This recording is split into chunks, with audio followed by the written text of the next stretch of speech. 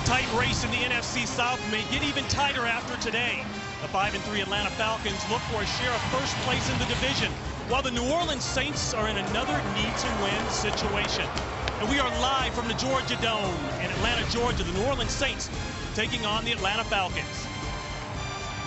And welcome to the booth, everyone. I'm Ron Pitts. The Atlanta Falcons are 5-3, and they are definitely the surprise team of 2008. And they are doing it with a rookie head coach, a rookie quarterback, and they do a very, very good job of running this offense. And Tony, I talk about the offense, and I really think it starts with their quarterback first and foremost, but they have to do a better job of taking care of the division. They are 0-2 in the division. Yeah, and if you were to criticize this team early, that was it. They beat teams that weren't very good, that they were better than, but struggled against Tampa Bay and Carolina. But since those two games, they've had a huge win in Green Bay that made people to look at this team a little bit different. Hey, listen, they got a ton of ability on the Falcons, and Mike Smith knows that, but he says, you know what the good teams do? They sustain it. They have sustainability.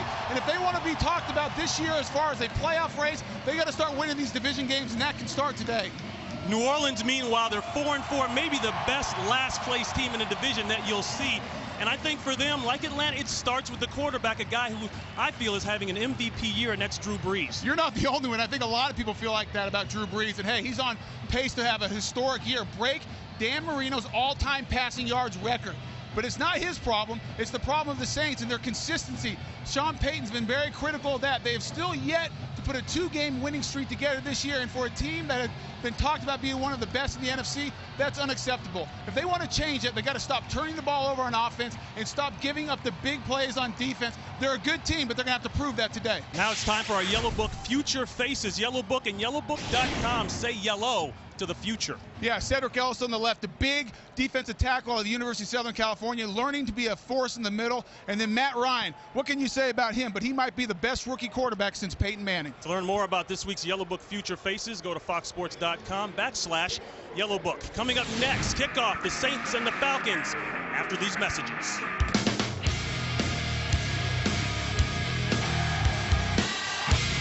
This is New Orleans!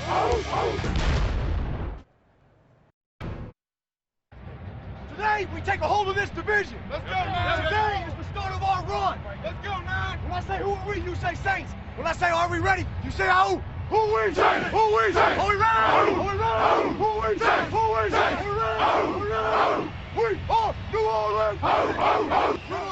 Drew Brees has no problem being the vocal leader of this New Orleans Saints team, as you can see there. Welcome to the Georgia Dome in Atlanta, Georgia. We've got a good one here, NFC South style. The Falcons and the Saints, we are about to kick off. The Falcons have lost the toss. They will kick away to the Saints. Let's go down to the sideline and a third member of our crew, Carissa Thompson. Well, the Saints will once again be without Reggie Bush, still nursing that surgically repaired left knee from the injury he sustained in Week 7. He didn't practice all week. In fact, he didn't even make the trip. I talked to Drew Brees before the game about what the absence of Reggie Bush does to his offense. He says, you know, the guys have done a great job of stepping up, but our playbook changes a lot because the package plays we have for Reggie Bush are thrown out the window. The punter, Michael Kanan, gets us going. This will be Courtney Roby, fourth-year man out of Indiana, and he pours it up in there and slides out close to the 25-yard line. And looking back at the New Orleans Saints season, it started with a big win over the Tampa Bay Buccaneers at home. Of course, a healthy Reggie Bush helps that. Then they lost 3 of the next 4 games by a combined 10 points. 2 weeks ago, they got a big win right before the bye against the Chargers across the pond in London. But they are without Reggie Bush, as Carissa Thompson has already mentioned. Deuce McAllister will be the guy at the running back spot. And this is the guy for sure, the quarterback, 4th all-time in completion percentage. Drew Brees, he'll throw right off the top, looking deep, throwing into double coverage. Tough fit, and it's intercepted. Eric Coleman intercepts the first pass of the day. It's still a live ball. And with a nice return, he's inside the 35-yard line. Looking for Devery Henderson. It's picked off. The 3rd interception of the year for Eric Coleman. Devery Henderson's right here. He's going to go in motion, then run a post pattern over to the middle of the field. talking to Sean Payton yesterday, it's something they wanted to do with Devery Henderson and get on top of those safeties and see if they could stretch them. Eric Coleman does a great job of playing the ball in the air and going up and getting it. If Atlanta's going to play those safeties back right now, they respect Drew Brees too much. Sean Payton was going to test him early, and he missed on the test. 1st and 10 for Atlanta. They'll go to the run. Looked as though Turner tried to turn around. I don't know if they were going to run a flea flicker. I think they were, because the receivers went deep. Bobby McCray in on the tackle. And as we look at the keys for the Atlanta Falcons today, they did a good job of doing the first one, keep Brees on the bench. What I mean by that, Atlanta has to play ball control offense, but if you can get turnovers, that'll do it as well. Stop them with 7. That means you need to be able to stay back with those 2 high safeties and have those front 7 stop the Saints on the run, and then finally get Abe going. 55, Big Abraham, John Abraham, he needs to have a big day for the Falcons today. A loss of 2 on the run, 2nd and 12. Peel, the tight end, sets up in the backfield. They give to Turner again. Turner will bring that power run game, but he can also run. He's got some speed. We've got an early marker down, and we'll check in right away with our referee, Gene Steratore.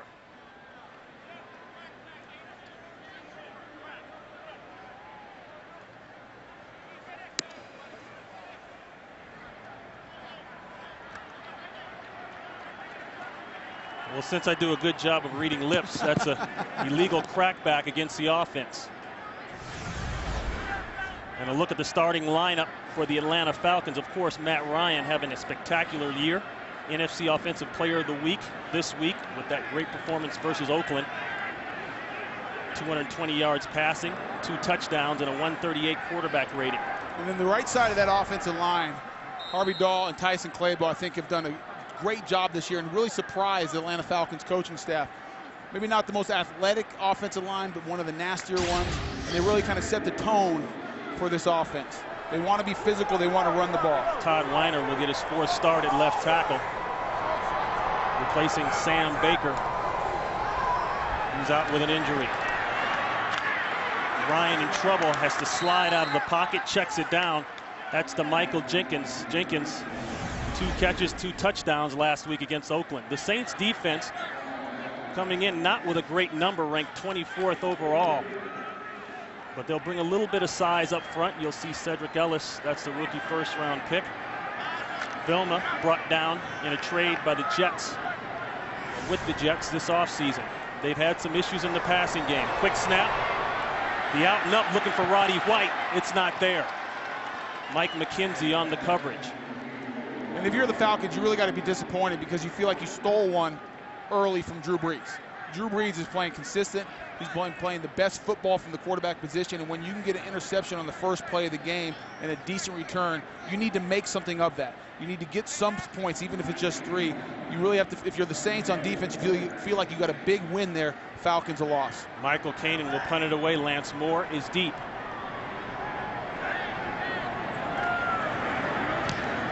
Kanan tries to kill this one inside the 10. Got a chance.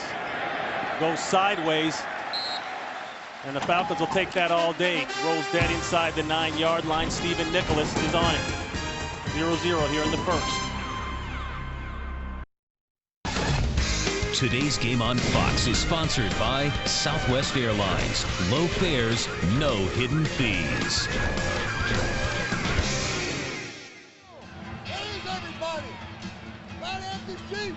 So the Falcons get absolutely nothing after that first play interception by Eric Coleman. Drew Brees tried to go deep to Devery Henderson. They started the game last year right down here in Atlanta with an end around to Henderson. Not so much luck this time. Throw inside, that's Lance Moore.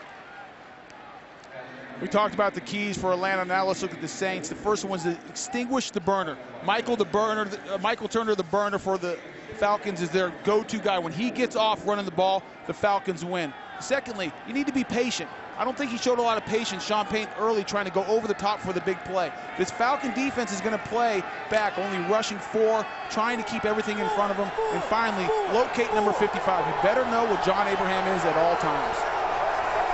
6 yards on the pickup, 2nd and 4. Brees to pass. Looking deep. Henderson And it's knocked away. Great play by Dominique Foxworth, who started the last 2 games in place of Brent Grimes. He's the veteran they traded from Denver September 7th. Dominique Foxworth's right there. You mentioned he's in for Brent Grimes, and they really feel like he's a huge upgrade. The most athletic and fastest defensive back they have. Was used to playing man-to-man coverage when he was in Denver. He had to come here to learn the system a little bit. They play more zone, more cover too. But this guy right here, you can lock up on a receiver and be pretty confident he's going to do a good job. Both tight ends in the game, 3rd and 4. They'll go to the run game, and McAllister, he's going sideways, turns it north. And what a nice effort, but it looks as though he's going to be a full yard short of the first down. McAllister getting the call today. Reggie Bush still about a week away from that knee injury. And one thing the Falcons have done a good job early this year, especially in the first half, is playing really good against the run. They've been very stout. You can see Jonathan Babineau getting good penetration, forcing Deuce McAllister to kind of bounce it outside. John Abraham and the rest of the guys, Michael Boley, Curtis Lofton in there, giving them nowhere to go. First time punting in an NFL regular season game, Glenn Pakalak, and that's a nice punt. Sends Harry Douglas back to the 25, but he's got a chance. Douglas gets a block, another block, turns the corner. Harry Douglas across midfield, an excellent return. The punter, Pakalak, pushes him out. 56-yard punt, 25 yards, and great field position on the return by Douglas. Today's game on Fox is sponsored by Budweiser. Reach for the perfect balance of flavor and refreshment. Budweiser, the great American lager. A look at the Falcons' first half this season. Falcons tried to do a little switcheroo there, switched personnel at the last minute. They brought Matt Ryan on the field late. We've seen a lot of that wildcat, or as I like to call it from Atlanta, the dirty cat offense. Ryan the give to Turner. Turner trying to get a crease, and a gang of white shirts there. Scott Fujita is first. A pickup of 2. Well, the Falcons, they started the season with a new head coach, talking about Mike Smith, a rookie quarterback, and a new running back in Michael Turner. They've got a 2-3 road record. They are undefeated in the Georgia Dome, though. And as we talked about in the open, Tony, the big issue for them is they've got to learn to take care of the division 0-2, but they have definitely started the season off with some fireworks.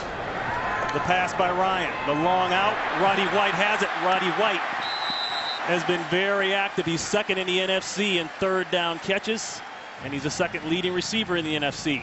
And that's good enough for a first down, 14 yards. And you can see the Falcons offense, the ranking through week 9 from last year to this year. And those big rush yards, remember in the old days it was Michael Vick who accounted for most of those rush yards. Right now they're doing it out of the backfield with Michael Turner, Jarius Norwood. This running game is critical because if they can get that going, they'll slow this game down, keep Drew Brees on the bench, and it opens up the play action pass for Matt Ryan. Starting things off in a full house backfield with 3 men in the backfield. Another easy out. That one to Michael Jenkins. Working on Randall Gay, the free agent brought in from New England this year. Pickup of 13. And Randall Gay giving Michael Jenkins all kind of room and never even breaks on the ball, never even plants a foot wrong and breaks on it. You want to give, I think you got to give that much respect to Roddy White, but Michael Jenkins not a burner. He's a bigger receiver. I think you got to get up on him and body him a little bit. 1st and 10. Turner's got a corner.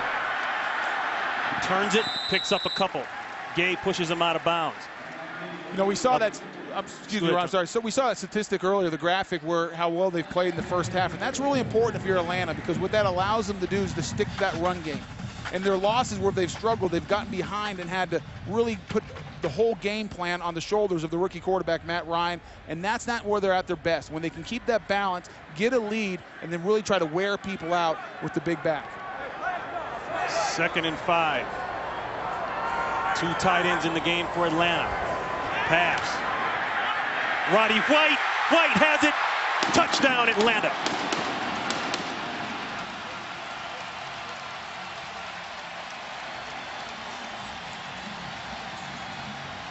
He beat Randall Gay inside. I don't know if he had help or not. but the help sure didn't get there in time. Ronnie, they're picking on Randall Gay right now. They've gone over there, whether it's Roddy White or Michael Jenkins. He's just going to run a little skinny post. Randall Gay's hoping the safety can get over there and close the window down. But he presses that field enough where Kevin Caseron gets sucked inside a little too much and doesn't get over to help Randall Gay. They picked on him this whole drive. They went after him. Obviously, they saw something on film. They liked the matchup with their wideouts outside against Randall Gay. Today's game on Fox is sponsored by the all-new 09 F-150. It's not just a new truck, it's a new F-150. By State Farm, proud sponsor of the NFL and the best day of the week. And by Yellow Book. To learn more about this week's Yellow Book Future Faces, go to foxsports.com/futurefaces. Well, the Falcons showing why they are the best first quarter team, fast start team in the NFL, now with a 75 to 14 point ratio in the first quarter. That is the best in the NFL. 5-play, 50-yard drive, and they made it look easy. Kanan kicks it away. This will be Roby. Just signed about 3 weeks ago. Had a nice return the first time out.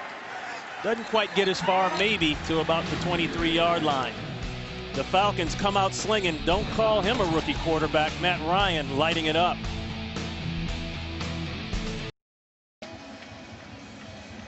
Mike Mularkey, the offensive coordinator for Falcons, does a great job of running two guys vertical, Roddy White and Justin Peele, the tight end, and it puts Kevin Caseron in a big dilemma. He has to choose who to go with. He bites on the tight end going vertical quickly and cannot recover enough to get over the top to help Randall Gay with Roddy White. Mike Smith, head coach of the Atlanta Falcons, said, we don't worry too much about the history of the rivalry. We depend more and concentrate more on what we do in our execution. That's Deuce McAllister for a couple inside. When you talk about Mike Smith, he realizes, listen, we're 5-3. We've done a lot of good things, but listen, we'll be judged at the entirety of our season. 16 games, we have 8 to go. And one thing we have to learn to do as a young team, we need to learn to sustain games, finish games, and we can let's see if we can sustain a season of success. Two tight end set. Pierre Thomas checks in at the halfback spot. Play action. Brees holds the ball, throws backside, and it's knocked away. Another nice play by Dominique Foxworth. Intended for Lance Moore, in the game within the game today. Of course, it has to start on that left side. Yeah, John Abraham against Jamal Brown, the left tackle of the Saints, but John Abraham will go against him, as well as John Stitchcomb, the right tackle. This guy's having a huge year, 10 sacks. He had 3 last week against the Oakland Raiders. You have to know where he is at all times. Mike Smith's doing a good job of moving him around so people can't game plan him. On that last play, he came over the right tackle and got pressure on Drew Brees. 3rd and 4. 5-receiver look for the Saints. There's Abraham, turns the corner, they keep him out. Throw and a catch, that's Colston, and Colston has the first down. Working on Eric Coleman. Colston out from weeks 2 to 6 with a thumb injury, torn ligament in the thumb. This is his 3rd game back, and he comes up with a first down catch. Colston right here is going to work up and out and does a good job. And this is why you just find a couple guys to block John Abraham, because if you give Drew Brees time, he has so many weapons. I mean, Jeremy Shockey's back. He's going to be healthy. He's healthier today. Marcus Colston with the thumb injury. Lance Moore. I mean, the list goes on and on. This Houston bit up on that cover 2. That's Aaron Stecker with a breakout, and Stecker inside the 45-yard line. Lofted along with Coleman on the tackle. 12 yards on the run. Stecker's going to do a good job of pressing it up in the line of scrimmage and bounces outside, and there's no force, there's no secondary force by the Falcons to come up and keep contained. Jamal Brown does a good job, doesn't get a lot of movement on John Abraham, but does enough to stalemate him, allowing Aaron Stecker to get outside. 1st and 10. McAllister back in, he takes the pitch. A block on the outside, nowhere to go. Nice sideline to sideline scrape and tackle by the rookie Curtis Lofton, 2nd-round pick out of Oklahoma. Let's go to Los Angeles for this update. Here's Kurt Menefee. All right, Rex Grossman getting the start for the injured Kyle Orton as the Bears host the Titans. And he hooks up with Matt Forte on the 5-yard score. And the Bears with a quick 7-0 lead on top of Tennessee. Back to Ron, Tony, and Carissa. Ron, the Falcons just came in with their nickel personnel on set. So they have 5 defensive backs to go against this 3-wide set by the New Orleans Saints. 2nd down and 9. Fake to Stecker. A little bit of pressure. A throw. And it's caught again. That's Colston. Working on Chris Houston. Good for 19. Here's Big John Abraham. We talked about him being the key to this game of getting pressure, and he almost gets there. And Drew Brees has the knack, like all the great quarterbacks, Ron, of just stepping up and helping his offensive line out. And again, Marcus Colston is coming back into form that made him so dangerous the first 2 years. He had the injured thumb that kept him out. Didn't feel like he really had knocked the rust out until this week during the bye week. Abraham takes a breather. They go back to McAllister. McAllister, and he gets a nice run off inside the 20-yard line, down close to the 15. Nice block by the tight end, Billy Miller. Pickup of 7. And Drew Brees, as I said at the top, 4th all-time completion percentage in the NFL, in NFL history at 64.2. Leads the NFL in yards, completions, and attempts, and closing in on Dan Marino's single-season all-time yardage record. And you look at the names that he's up there with, I think the average fan would be shocked that this guy leads them all. Guys like Peyton Manning, Tom Brady, Brett Favre. This guy, one of the best in the NFL. 2nd down and 3 call to McAllister. Didn't get a whole lot, maybe 1. And he is on a horrid pace right now, Drew Brees. I mean, he is lighting it up. Every week it seems like he has over 300 yards. He's the first in the NFL. He's averaging over 320, right at 320. On pace, like we said in the open, to break Dan Marino's record. If they can just get some pieces around him to start performing close to the level he is, this will be a dangerous team down the stretch. 3rd down and 2. Abraham checks back in for Atlanta. John Abraham right here working against Jamal Brown. Brees, plenty of time, no pass rush whatsoever. Brees will put it on the ground, and I believe he got the 1st down easily. Yes, he did. The Falcons only rushed 3 guys, and what that allows the Saints to do is to double John Abraham. You can see he tries to power move him. Carl Nix, the rookie, comes out and knocks him down. Drew Brees having all day. The Falcons dropped 8 guys into coverage, nowhere to go. Uses his feet, which we learned yesterday, a little bit better athlete than I think anyone realizes. Beat Andy Roddick in tennis as a young guy. Sean Payton said, listen, Drew Brees is a great quarterback, but part of the reason is because he's a very, very good athlete. Fake to Stecker.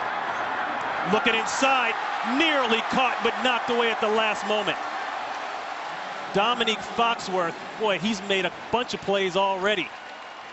Yeah, they had this play set up perfectly with the play action pass to Aaron Stecker. It looks like Marcus Colston is going to come in right here. He's going to work over the center of the field. He has the separation on Dominic Foxworth after a little hesitation move, but then you talk about Foxworth coming in there and doing what all corners are trained to do.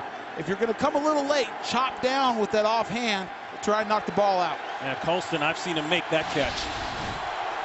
Foxworth, 2nd and 10. I was going to say, Foxworth's a big guy, though, Ronnie. Big, powerful corner. Stecker looking for the end zone. Goes head up with Foxworth. And you were just talking about Foxworth in the pass game. Well, there you see a little run support, a pickup of 3. And Foxworth, as I said, coming out in the trade with the Denver Broncos September 7th. Known as a speed guy, but also known as a hybrid, if you will. A guy that can play cornerback and safety, and I think they're showing a little safety skill. Yeah, that's because he's physical. He's not just a cover guy. He's a guy who'll come up and hit you. You saw him hit Aaron Stecker, and you saw how physical he can play with his upper body, knocking the ball away from Marcus Colston. Brees once again with time. Hit as he throws the ball. It's complete to Lance Moore, but well short. Pressure by John Abraham. And that'll bring on the field goal unit for the Saints. Big circle for Big John. He's trying to set up Jamal Brown. He's working he works some power early. Now he's working the spin back inside. John Abraham's a guy who's been around a long time, and he doesn't just rush guys without thinking about what he's going to do. He tries to set up a tackle throughout the game, and you can see it starting to work against Jamal Brown early. This is Garrett Hartley, the third kicker brought in for the New Orleans Saints, playing in his first regular season NFL game, and that's his first field goal from 24 yards out. Sean Payton, in his third year as Saints head coach, he told us yesterday that this was the best week of practice he's had since being head coach with the Saints, and talked about 3 things they had to do: finish people off, be good on the first down, and Tony also talked about that run-pass ratio. Yeah, he wants to be a little bit more balanced than they have been so far in the first half of the season. Norwood will sit on it in the end zone. Next week on Fox, you'll see either the Vikings take on the Buccaneers, the Saints and the Chiefs, the Bears and the Packers, or the Lions and the Panthers. Or some of you will watch the Arizona Cardinals, another surprise team this year, taking on the Seattle Seahawks, all starting at 4 p.m. Eastern right here on Fox. You talk about the Cardinals and the Seahawks. Arizona's running away with that NFC West right now at 5-3. The rest of the team's all 2-6. If they win that one, they might be booking their playoff spot early. 13-play drive, 71 yards by Drew Brees, and the Saints capped off with a field goal. There's a play in the backfield. Scott Shanley on Michael Turner. And one thing that I know the Saints are going to do today is they're going to commit 8 guys to the run. They're going to have 8 guys in the box, whether it's Kevin Caseveron or Roman Harper down there. They feel like every team right now. Listen, I don't care what you say about Matt Ryan, he's still a rookie. We'll take our chances with him beating us. We cannot let Michael Turner get started, because when he's over 100 yards, they win. They're going to commit, they're going to crowd the box. A loss of 1, 2nd and 11. They keep pumping it to Turner. Turner almost ran a man over. That was Roman Harper. Let's go out to Los Angeles. Another update. Here's Kurt Menefee. And we take it down to Miami out of the Wildcat formation. The Dolphins run, Ricky, run. 51 yards on the score, and the Dolphins up on top in the second quarter, 14-0 over the Seahawks. This one could get ugly early in favor of Miami, guys. All right. Thank you very much, Kurt. 3rd down and 5. Norwood out of the backfield. Ryan directing him to line up. Pressure, the shovel pass, and a quick chop down on Norwood. The penalty is going to be on Will Smith, the right defensive end. He got a quick jump. That's why I was in there getting pressure, beating Todd Weiner around the corner. Offside. Defense, number 91. 5-yard penalty results in a first down. Will Smith says, I don't agree, but they call it nonetheless. Those guys never agree, Ron. They're always thinking they're innocent. Right there, you're going to see him get the jump just before the snap, and that's what good defensive ends try to do, though. They try to time that thing up. They're looking for any advantage they can get to beat the offensive tackle. And just look at the various formations that the Falcons are lining up in. Very quick to the line of scrimmage. Which is so impressive for a young quarterback that Mike Mularkey has the confidence to do so many different things. Norwood, who has provided a great 1-2 punch along with Turner, doesn't get a whole lot there. They call it 1 as we wind down here in the first quarter. And Ron, they're going to their no-huddle offense here early. Oh, excuse me, they're going to huddle up. They must have looked at the clock and just going to let the quarter run out. But they're getting ready to go up on the line of scrimmage, again, showing the confidence that Mike Mularkey and Mike Smith have in this rookie quarterback. They'll do all kinds of things. They'll run different formations out of shotgun, different personnel groupings, and they'll go no huddle and allow Matt Ryan to call the plays. This is the end of the first quarter. A 4-point game into the first quarter. Fox NFL Sunday continues after these messages and a word from your local Fox station. (7-3) Atlanta, and we are in Atlanta. Ron Pitts, Tony Pacelli, Carissa Thompson. New Orleans Saints started off trying to go deep. First possession of the game, looking for Devery Henderson, got picked off. Atlanta couldn't get anything out of it. Later on, they got a touchdown, one field goal by the Saints. And here we are, 2nd and 9. Ryan gives to Norwood. Norwood has speed. Met there by Fujita along with Jonathan Vilma. And Tony, we talk about the Atlanta Falcons, the rookie quarterback, and you mentioned earlier they let him do an awful lot. We've seen him do some no huddle and now a lot with formations. Yeah, but it still starts and finishes with this run game. I think that sets them up for everything. And if you look at their record, that's proven out. When they can run the ball with Jarius Norwood, Michael Turner, it really sets up everything else. They want to do, even looking at this formation now, they like this stuff, but their bread and butter is still the run. 3rd down and 5. The long out, and they make it work, Roddy White. And if you ever doubted the arm strength of Matt Ryan, you can on that play. Working on Mike McKenzie. Roddy White's in their motion at the top of the screen. And this time he's working against Mike McKenzie, just going to run a stop route. And you can see how much they respect Roddy White's speed. Giving him a ton of space right now. I almost feel like these Saints corners are giving a little bit too much respect to the Falcons wide receivers. Quick snap, looking for the curl route. It's there to Michael Jenkins. And Michael Jenkins is at the 40-yard line. Pickup of 11. A look at the first quarter numbers. Nothing stands out too much. The one turnover, obviously, but the Saints were able to avoid any points off that. The Saints winning the time of possession early, I said that needs to be in the Falcons' favor, but it's working out so far for them. Falcons in no huddle mode. And they get one on the hard count. That's Kendrick Clancy.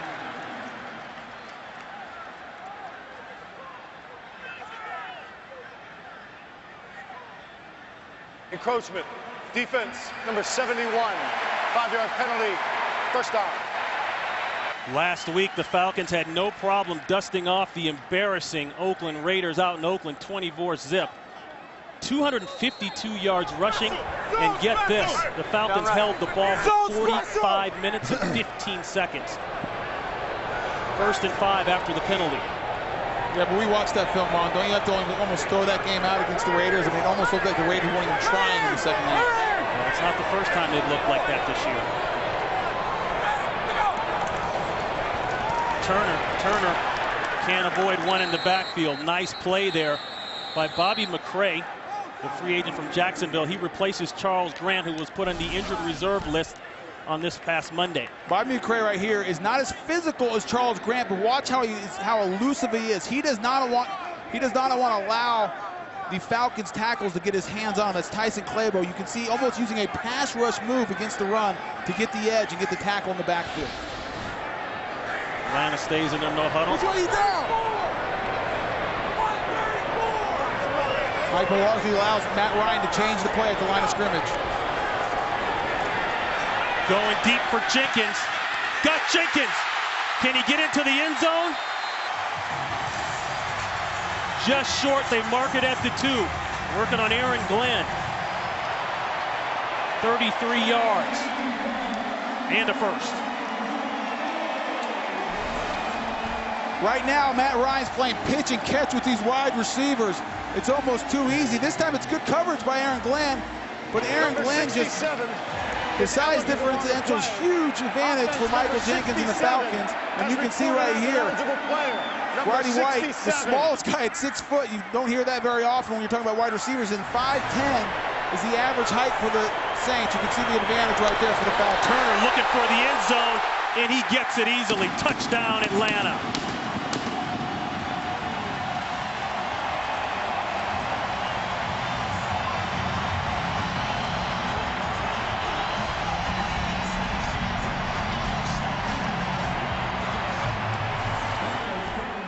They're going to pull Harvey Dahl right here around the block here and block down and seal the defense right here. And you can see the natural lane that opens up for Michael Turner.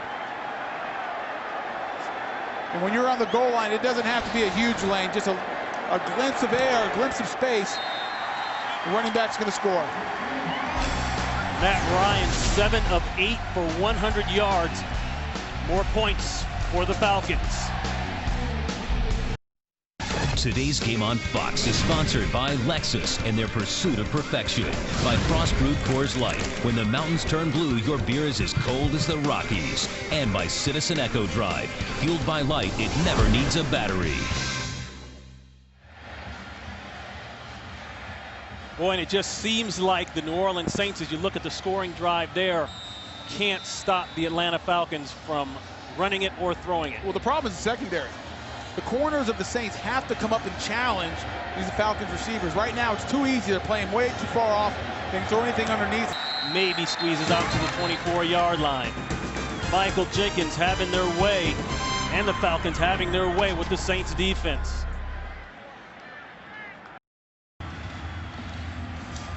Well, we knew coming in the Saints defense struggled against the pass, ranked 25 out of 32 NFL teams against the pass, and it's shown so far today. Well, what they're doing, they're committing so much to the run. They're leaving a single high safety and leaving the corners on an island by themselves. They're playing, those corners have to make a decision. If they're going to do that, we got to come up and challenge these Falcons receivers. They're making it too easy on them. The end around to Henderson. Gets a nice block by Colston. Henderson is out the gate.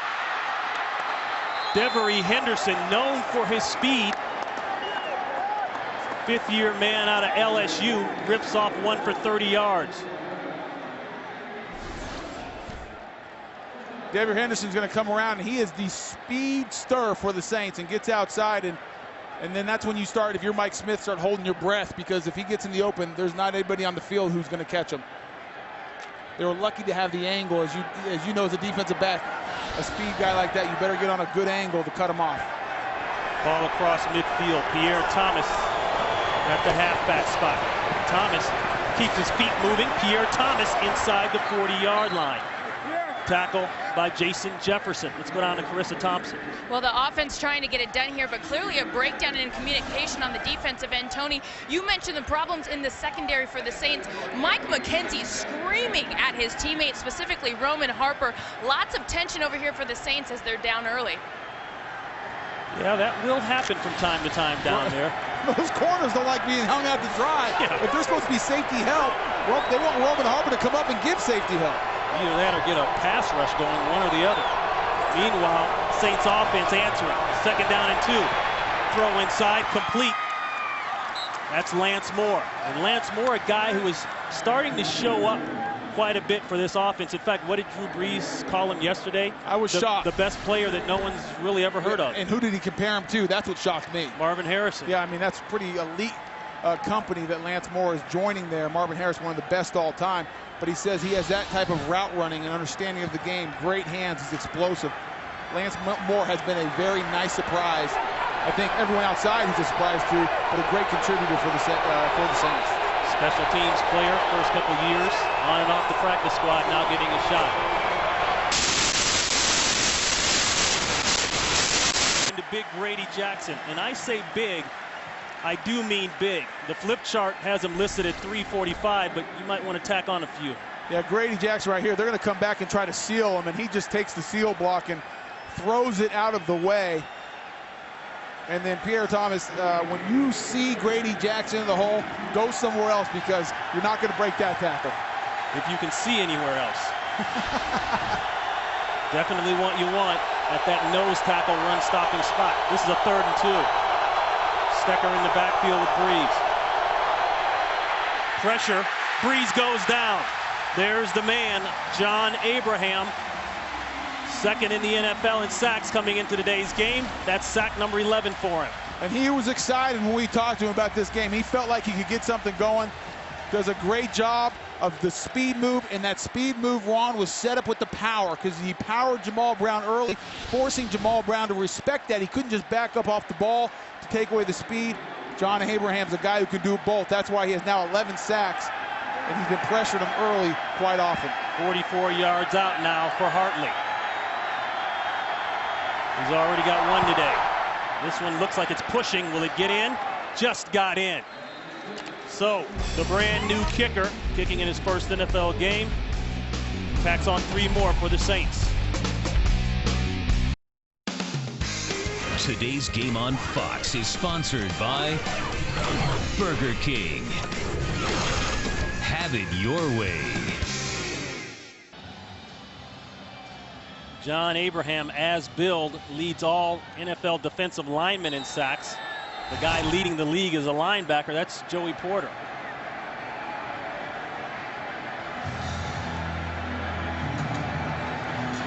So Hartley will kick it away. And gets out to the 20-yard line. Roby hustling down along with Marvin Mitchell. for the tackle. 14-6 Atlanta.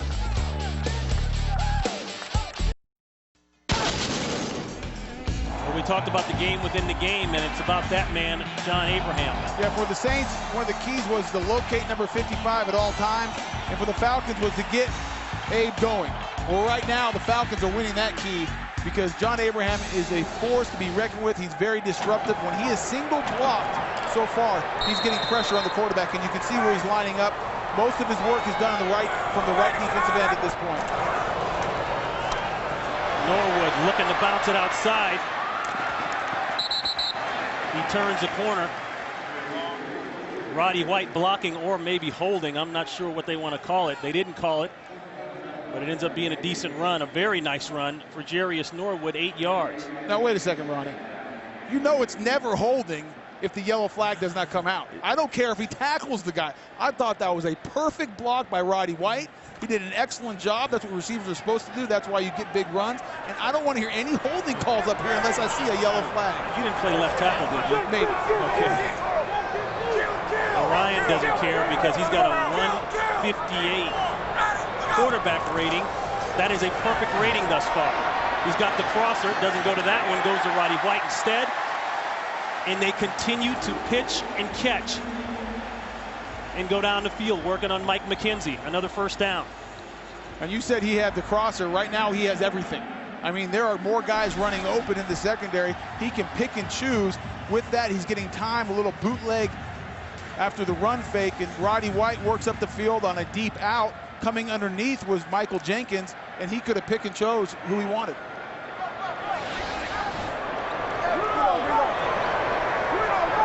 Falcons continuing their shifting. Right in motion. They bring the safety up. That's Turner. And Turner moving the pile. And Michael Turner, third leading rusher in the NFL behind Clinton Portis and Adrian Peterson. And I think what might be even more impressive, Tony, he's gone 230 rushes without a fumble. Well, and the problem if you're the Saints right now, you bring up Roman Harper to stop the run, 8 in the box, and you still get a 7-yard gain. And so right now, nothing's working if you're the Saints. If you put two high safeties, the Falcons are going to run the ball. You bring an 8th guy up, they still run the ball, and you're vulnerable to the pass. The Falcons really have the Saints on their heels right now. Give to Turner again. Very close to the first down. The Falcons leading this regular season series 43-34, but the Saints have won the last 4 matchups, including both games last year. When you look at the rushing yards, the Saints coming in, giving up 4.3 yards a crack. And the Atlanta Falcons rushing with an average of 163 yards per game at 4.7 a crack. And we just saw those numbers today, and you're saying that, but those are misleading. The Saints had the big reverse, and if you're the Falcons, all you have to do is keep on attempting the rush because you have so much respect from the Saints in that area. Turner gets it outside, and he turns the corner. And that's why they call him the burner. Or I guess as the new nickname down here in Atlanta goes, Marta. Nice block by Obi Mahaley, good for 20 yards. And Atlanta had their big personnel, and so they're loaded up with tight ends and fullbacks and everything else. The Saints did a good job of squeezing everything inside. Nowhere for Michael Turner to go. But he, like you said, he bounces outside and then shows the speed. I mean, he is a big man. We've met with him. He's a powerful guy. But he was not called the burner for no reason. He gets outside. He has enough speed to pull away from the defense. They give him a break. Ryan will throw. Looking deep. And it sails over the head of Roddy White. Let's go to Los Angeles for an update. And Kurt Menefee. Titans and Bears, and Tennessee's on the scoreboard. Pump fake by Kerry Collins. He finds the tight end Bo Scaife for a 10-yard score. And it's all even at 7 apiece midway through the second quarter. Back to Ron, Tony, and Clarissa. All right, Kurt. Of course, I was talking about the nickname for Turner, MARTA. That's an acronym for Atlanta's Rapid Transit System. The bus that kind of takes you everywhere. 2nd and 10, Norwood for a couple. Brian Young on the tackle. And Matt Ryan at home well, you can see very good numbers. But on the road, and I think a lot of that had to do with that first game on the road, Tony. We did that game against the Tampa Bay Buccaneers. They lost the game, but the first few series, interceptions. Yeah, he was 0 for 9 to start the game. But that was also one of the more impressive things I've seen about that young guy, how he responded in the second half. A marker goes down. Norwood has the ball as he works inside the 10-yard line. But let's check the marker.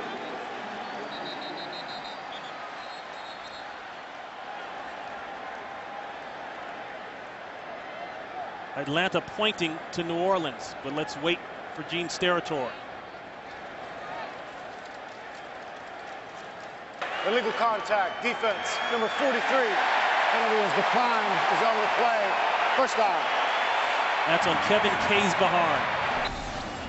Jarius Norwood was going to work right here, and he's going to work out of the backfield. Kevin Kaysbaharn tries to come up and realizes he's about to get run by and slips and grabs out for Jarius Norwood. And that's just poor technique if you're Kevin Kaysbaharn. You cannot come up out of control when you have a guy like Jarius Norwood and that kind of speed coming out of the backfield. You have to have your feet underneath you and break down a little bit. Finneran up top, the lone wide receiver. Turner in the backfield with Mahaley. Give to Turner. Stoppage early. That one didn't have a chance. Fujita is there along with Gay. A loss of 2. Look at the red zone today for Atlanta. Of course, very successful. On the flip side, the Saints settling for field goals. After a while, settling for field goals instead of touchdowns will get you in trouble. Yeah, especially when the other team's perfect in the red zone.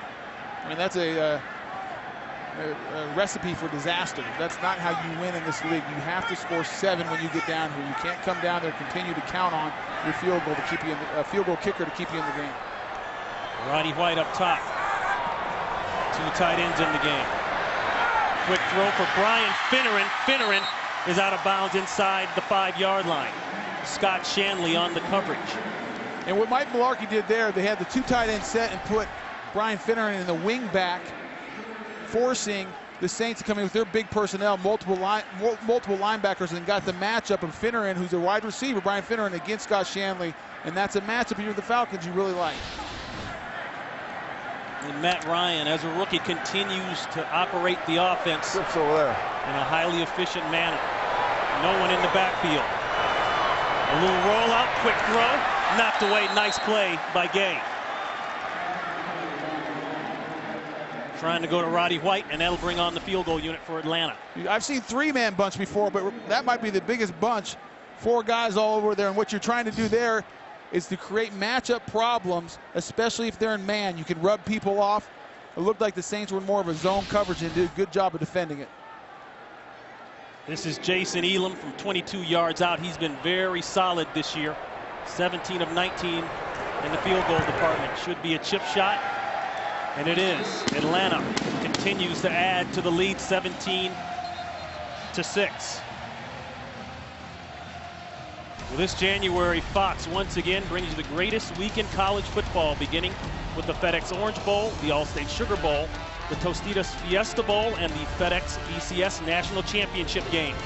It's college football's biggest games this January, only on Fox. Penn State getting knocked off yesterday. They lost to Iowa. And it's going to be an exciting finish for this BCS like it is every year. Very well, you could have everybody with 1 loss. Alabama still has to play Florida, which will be a great game. Texas Tech has Oklahoma still. And the question is, what happens if everyone has 1 loss? How are they going to decide this thing out? This year, almost like the last several years, a lot of good teams. Any of those top 7 teams could argue if they have 1 loss that they deserve to be in the national title. It'll be fun to watch and fun to talk about. You know, this Atlanta Falcons offense reminds me of Texas Tech's offense with that quarterback Harrell. He throws it around, and they've got some speed. I watched that game last night, and Mike Lee, it's crazy. He's like the mad scientist out there. You got guys running all over the place. He threw for, I think it was like 450 yards last night. It was 40 for 50. I think 6 touchdowns. It's nuts. They scored on every possession except 2 times they fumbled. The punter didn't even have to show up yesterday for Texas Tech. Nice kick by Kanan. They will sit on it for the touchback. 3:05 here to play in the first half, and Drew Brees starting to see a little bit more pressure as we look at the quarterback comparison. Yeah, which one of these guys is trying to break Dan Marino's record right now? I mean, my goodness, and that's more speaking towards Matt Ryan. Nothing against Drew Brees, but Matt Ryan, I mean, look how efficient. I mean, we shouldn't be surprised by it because every time he plays here in the Georgia Dome, he comes out and puts up huge numbers.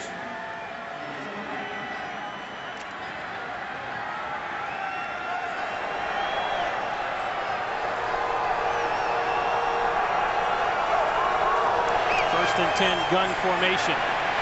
Throw inside, it's wide open. And that's an easy first down, Marcus Colston. And the last four possessions for the New Orleans Saints. Yeah, started off the game just miserably with the interception and have gotten some things going the last couple times, but the sacks and the pressure has stopped them when they got down near the red area. So the Saints getting up to the line quickly. Ball knocked out just as Brees threw Abraham. Yeah, I was going to say, guess who? I mean, you single block him, Ron, and you're going to be saying John Abraham all day here. You're going to get worn out. You get tired of saying his name because right now he has Jamal Brown, who's a good tackle, on his heels trying to figure out what John Abraham's going to bring. Is it going to be the speed? Is it going to be the power? If you're Sean Payton, you better start sliding offensive guards and maybe chipping a tight end or a running back out before instead of just matching up Jamal Brown one-on-one. No disrespect to Brown, but Abraham said the best protection is the fact that Brees gets rid of the ball so fast. The check down throw. That's Jeremy Shockey. Shockey gets out to about the 45-yard line, tackled by Michael Boley. Shockey, of course, recovering from that sports hernia surgery, was out from weeks 4 to 6. Shockey brought down the trade in the offseason by the New York Giants and not quite up to speed yet. No, he was injured. He was injured right away, struggled in training camp, trying to find his way through the whole thing. First charge timeout, New Orleans, 30-second timeout. And I thought it was interesting, Ron, and I wonder what you thought about it. Talking to Sean Payton. Please reset the game clock to 2 minutes. Talking to Sean Payton, he talked about the trade with Jeremy Shockey. It hasn't been a disappointment because so much was expected out of him, and he hasn't contributed much in the first 8 games. Part of that because of injury, a big part of it. And Sean Payton said, you know what? I'm not viewing this trade over 8 games or even 16 games. I think this trade will be determined whether it was good or bad 5 years from now. I mean, in the NFL, in a league of what have you done for me lately, that's a pretty long horizon to see what this trade means to the Saints. Timeout taken by the Saints. They have 2 left. Clock stopped officially at 2 minutes. Sean Payton, you have to like the way he's able to put together offense. I mean, the first year here, 2006, first year with the Saints, they go all the way to the NFC Championship game. And they brought something to New Orleans that they hadn't had in a while, and that was offense. And it started with that man right there, your trigger man, Drew Brees. Now we're looking at a 3rd down and 4. They cut Abraham, opens up the lane for the throw, and that's a first down. Shockey. Second play in a row. Brooking with the tackle, and that is the 2-minute warning. 10 yards on the reception. The Saints across the 50. Today's game on Fox is sponsored by the new AT&T. Your world delivered.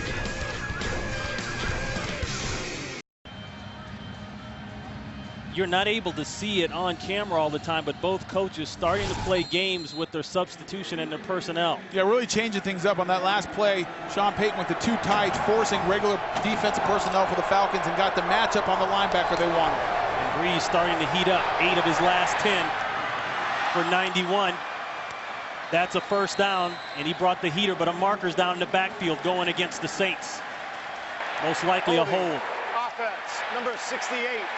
10-yard penalty, replay first down. Wipes out a great play and a first down. That's against the center, Matt Lair, subbing for Jonathan Goodwin, who's out with a kneecap injury.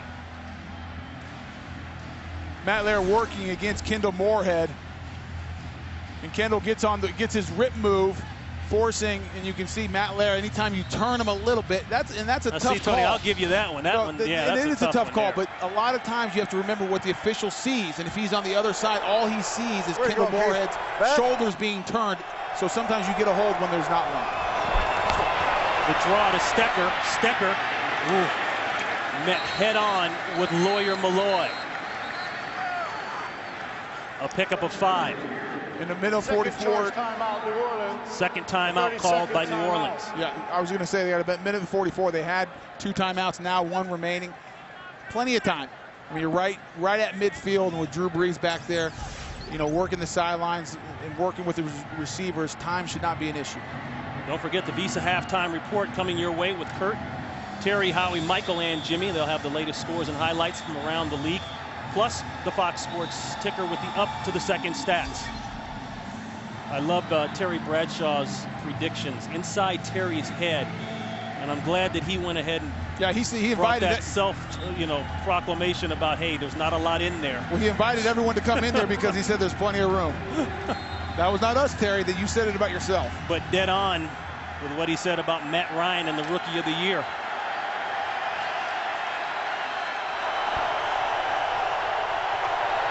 Second and 14. Jeremy Shockey's lined up in the backfield. He stays in the block.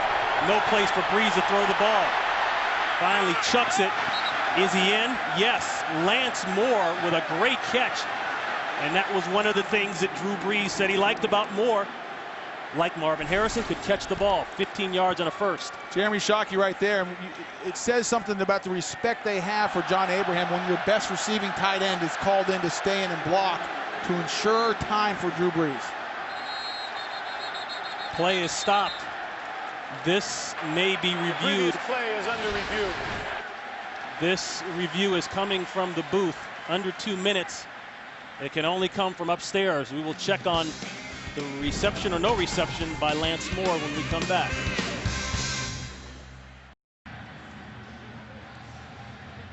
We're back, and here's Gene Steratore with the call. Gene, you're up. After review, the receiver did maintain possession and have both feet down. It is a completed catch. First down, New Orleans. So the catch is good, and it's a first down. Maybe this is why Drew Brees says this guy reminds him of Marvin Harrison. And he does a great job of controlling the ball, and you can clearly see right there, the bottom of your screen, his feet are both in. Brings it to his body and never loses control. I don't think that ball even moved a centimeter. That thing was nice and firm in there. Third-year man out of Toledo coming up big. Pressure. Babineau can't get Brees. Brees says, I'll do this by myself, and gets about a yard away from the first down. Clock is running. 1 timeout left. And somebody must have been listening to the telecast of the Saints coaches booth, because they're doing everything right now to stop John Abraham. They have Jeremy Shockey over there chipping him on his way out. Brees looked as though he was going for Colston. Colston turned out. Brees threw in. Abraham is very slow to get up.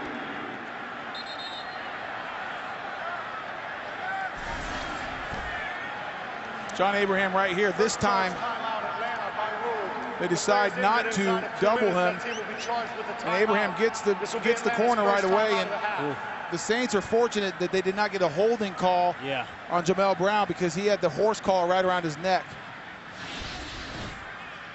Hard to tell exactly what happened. His head kind of got slammed into the back of a player. And if you're for the Falcons, you're hoping he's okay and can return to action, because he's been such a big part of this defense so far. Atlanta calls a timeout.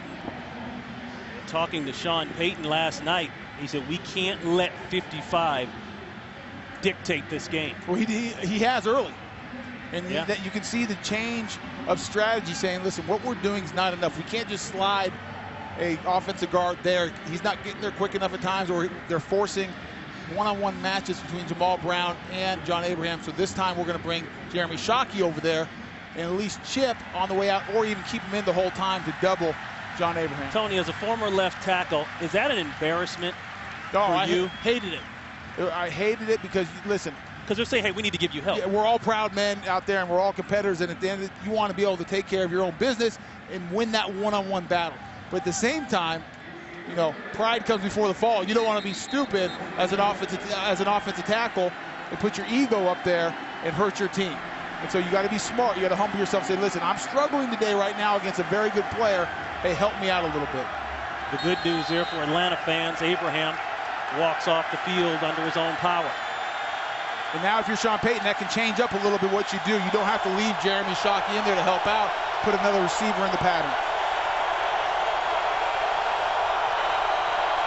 Chauncey Davis checks in replace of Abraham. That one tipped. It looked as though Davis got a hand on it. That's the kind of play you want to make when you come in. That'll bring up fourth down. And what you worry about is an offensive tackle, because I've been there. You get beat early a little bit, and it gets in your head. And you start thinking too much instead of just going back and trusting your technique of what you've done in the past. You start thinking about it, and you get in trouble. And they're going to go for it. As I said, the third kicker they've brought in. They've had some problems with the exchange. They're not going to mess with it. They're going for it. 4th and 3. Going up the field, incomplete. Intended for Colston, and Chris Houston denies him. It'll be a turnover on downs. And watch the jam he gets on Marcus Colston, something you want to do on a big receiver to slow him down a little bit. Oh, perfect. Textbook, then turns around when he sees Marcus Colston make a play on the ball. Chris Houston turns his head and gets his hand up in there. That's textbook cornerback technique right there. Chris Houston, the second-round pick last year out of Arkansas. They've picked on him from time to time, but he's been able to hold his own, and he does so there. And once again for the Saints, they come away with nothing, not even 3 points. 10 plays on the drive, no points by the Saints. Norwood, the marker goes down as Norwood works just on the other side of the 30-yard line. Probably a hold. Holding, offense, number 87, 10-yard penalty, replay first down. Justin Peele. And that'll change the strategy now for Mike Smith. What you like to do to start a 2-minute drive, do a draw of some kind to see if you can get positive yards and get you into a flow that'll kind of start your 2-minute drive. They had 59 seconds and 2 timeouts. And now after that penalty, it's going to back them up. As good a day as Matt Ryan has been having, as you can see by his numbers, you still don't want to do anything to put yourself in a tough situation, turn the ball over, and give an easy one to the Saints. You've really been dominating this first half at 17-6. Take the momentum into halftime. And it looks like they're going to go ahead and kneel on it here. And they will. The fans don't like it, but Mike Smith is saying, hey, I like it. Well, if the fans don't like it, just look up at the Jumbotron. Look at the scoreboard, 17-6. This Atlanta team right now is 5-3 and fighting toe-to-toe, leading the Saints, who are one of the favorites in their division this year. So Atlanta, and we talked about their fast start, leading the NFL in first quarter points, and they do not disappoint here. They jump all over the Saints here in the first half, 17-6. And the majority of the work has been through the air with Matt Ryan, really taking advantage of some soft coverage by the Saints secondary. And then on defense, John Abrams having a huge day, and he is dictating what the Saints can do, forcing them to leave extra guys in coverage. A guy like Jeremy Shockey, who you want into the pattern, he's a big-time threat, isn't there right now because they got to block John Abraham. That's the end of the first half. The Visa halftime report coming your way right after this.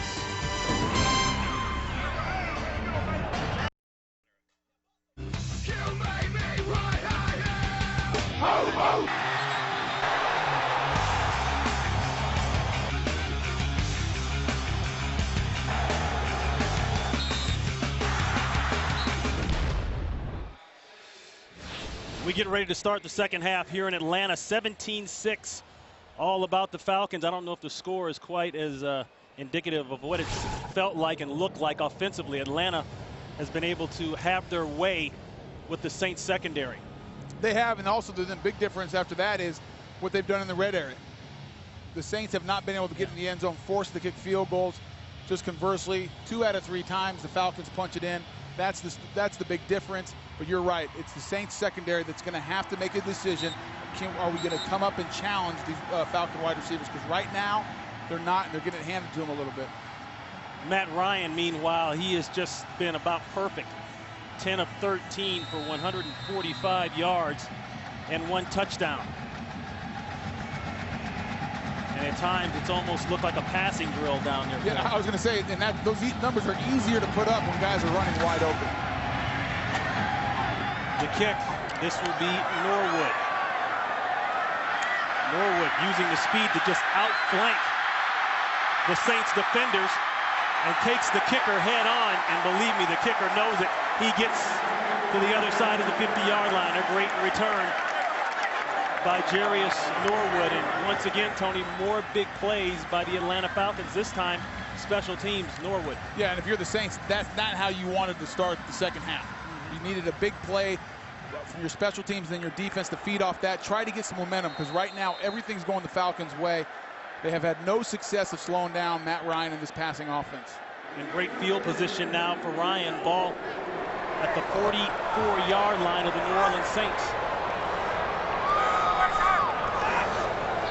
Play action to Turner. Look at deep. Checks it down instead to Turner. And Turner is hit immediately.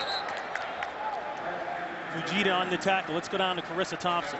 Well, guys, speaking to both coaches at halftime, for Sean Payton, he says our defensive breakdown is because Atlanta's had some quick snap counts, and we basically just haven't been ready. We have to be more alert, and we've got to settle down. Offensively, as you guys mentioned, they do well between the 40s, but have to finish in the red zone. For Mike Smith, he's happy overall, but like I'm going to tell you, he told me, look for us to run, and run some more in the second half. We've already seen it.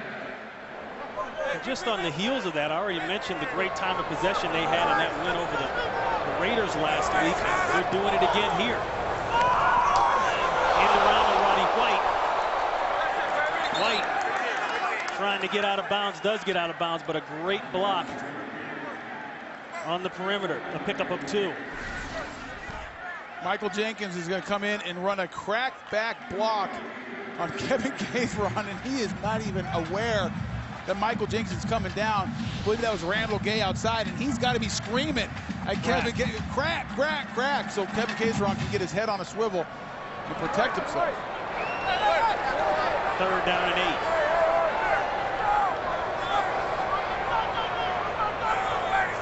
Four wide receivers on the field for Atlanta. The long out.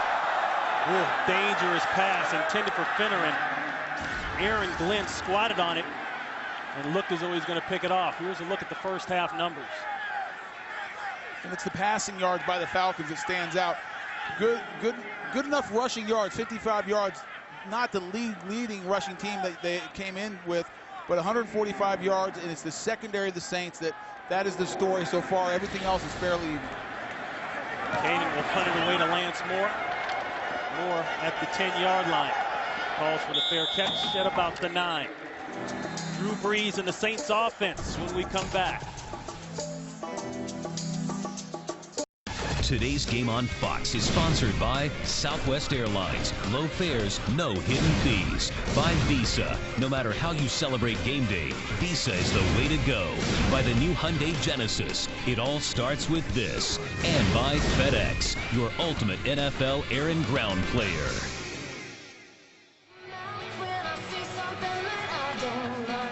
So the Saints will pick up here at about the 9-yard line. As we said in the first half, they've been able to move down the field, but the drives are stalling around the red zone area. 2 field goals already, but can't get the ball in for 6 points. There's a nice opening half run, Pierre Thomas. And Thomas with a good run. We talk about the coverage by the Atlanta Falcons. Very good early. That was the first play of the game, the interception. They tried to go to Henderson again, and Dominique Foxworth really has been all over the field. Yeah, he's been playing very well, physical, and the guy on the other side of him, Chris Houston, came up big on a 4th down and 4. As we talked about, showing perfect technique of getting his head around and breaking up the pass to Marcus Colston. 2nd down and 1. 2 tight ends in the game for the Saints. Shockey along with Miller. Shockey stays in the block, go backside. There's a throw and reception to Colston. Not a lot of yardage, but I believe it's good enough for the 1st down. Working on Dominique Foxworth.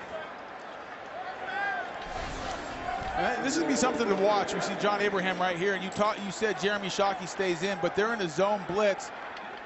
And John Abraham does the old veteran, I'm going to trip you as you run away from me move. It was obviously an accident, but that's going to be a little bit of a chess match to watch, how they free up John Abraham, because Sean Payton is very aware right now that this guy's causing problems. Nice change up there by Brian Van Groder, the Falcons defensive coordinator, dropping Abraham on that play instead of rushing him. Plenty of time for Brees, checks it down. Pierre Thomas. Thomas is going to get the first down depending on how they mark it. Nice effort. Boley pushes him out of bounds. Drew Brees trying to find somebody deep. He's looking for Lance Moore, who's coming in motion down the field. The Falcons do a good job of dropping back in zone, a soft zone trying to keep everything underneath. Something Mike Smith likes to do at times, but if they're going to run that style of defense, they got to come up and tackle. They can't allow the yards after catch to mount up on them. They need to tackle it good. Another 2nd and 1. Great penetration in the backfield. Babineau along with Brooking. Pierre Thomas had nowhere to go. That's the type of good tackling that they need to do out in the open field. They're going to run that soft zone. This time right in the middle of the Saints offensive line. Jonathan Babineau working right here against Jahari Evans. Splits the double team. And then Keith Brooking comes in to mop it up. They had a double team on Jonathan Babineau. They were supposed to work up to Keith Brooking. They missed both. 3rd and 4. Colston along at the bottom of your screen. Looking backside for Colston, no place to go, then he just throws it up. He might have him, and Colston can't hold on. Colston had split the defenders. He was working on Houston along with Eric Coleman, and he got through but couldn't make the catch. That'll bring up 4th down. The Falcons dropping 8 guys, and you can see Chris Houston get physical with Colston a little bit. Got away maybe with illegal contact. Falcons only rushing 3. Drew Brees plenty of time, but the coverage was very good down the field. It would have forced Drew Brees to make the perfect throw to complete the pass. Glenn Pakalak, the 2nd punter, actually the 3rd punter of the year for the Saints. He's also kicking in his first NFL game. Spent some time with the Raiders, actually did well in the preseason, kind of rolls this one off the foot and rolls dead out of bounds at about the 30-yard line, 38-yard punt.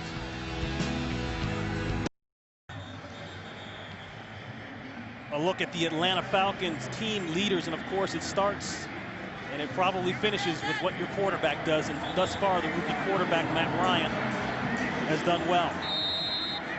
He's put up great numbers. Michael Turner having a solid day, and then Michael Jenkins a repeat performance. And right now we have Jarius Norwood in the backfield. A wildcat offense, or dirty cat as they like to call it. He hands it off to Michael Turner. Fujita on the tackle. I'll pick up a 4. And unlike in previous times they've run this formation, usually Matt Ryan will be on the field split out. This time they came out of the timeout. No Matt Ryan on the field. I thought they were going to do a late substitution trying to confuse the Saints. They ran up to the line of scrimmage, gave the direct snap to Jarius Norwood. They'll do a lot of different things. The fake handoff, run him, give it to Michael Turner. But the next thing I'm waiting for is a pass from Jarius Norwood, either to Matt Ryan or somebody else. Wayne Gandy was in on that play. He checks out. Ryan apparently not happy with the call or the defense. He calls timeout. 17-6 Falcons.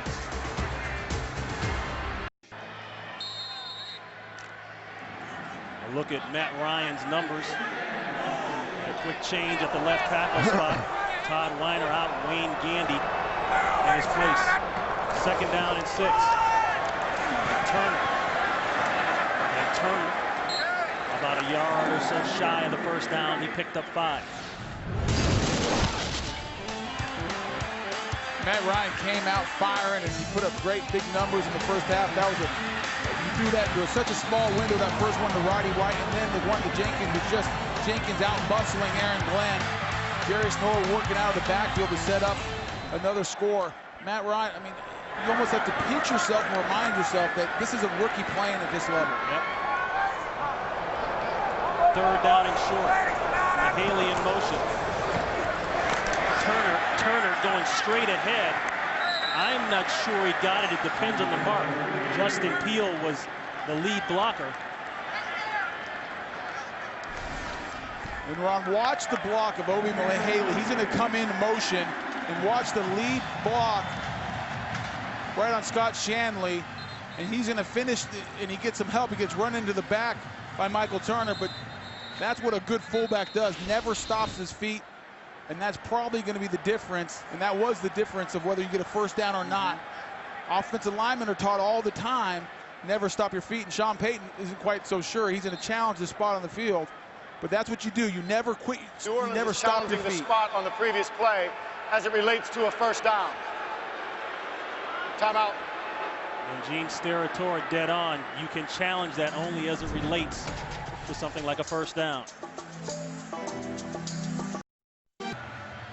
We're in challenge mode. Sean Payton has gone ahead and challenged whether or not Michael Turner got the first down. And Tony, you see Gene Steratore coming out with a call here, but here's another look at the play. I just question the challenge. I mean, at this point of the game, do you want to possibly burn a timeout? And remember, it has to be conclusive evidence for them to the ruling return on the field stands. It is a first down, Atlanta.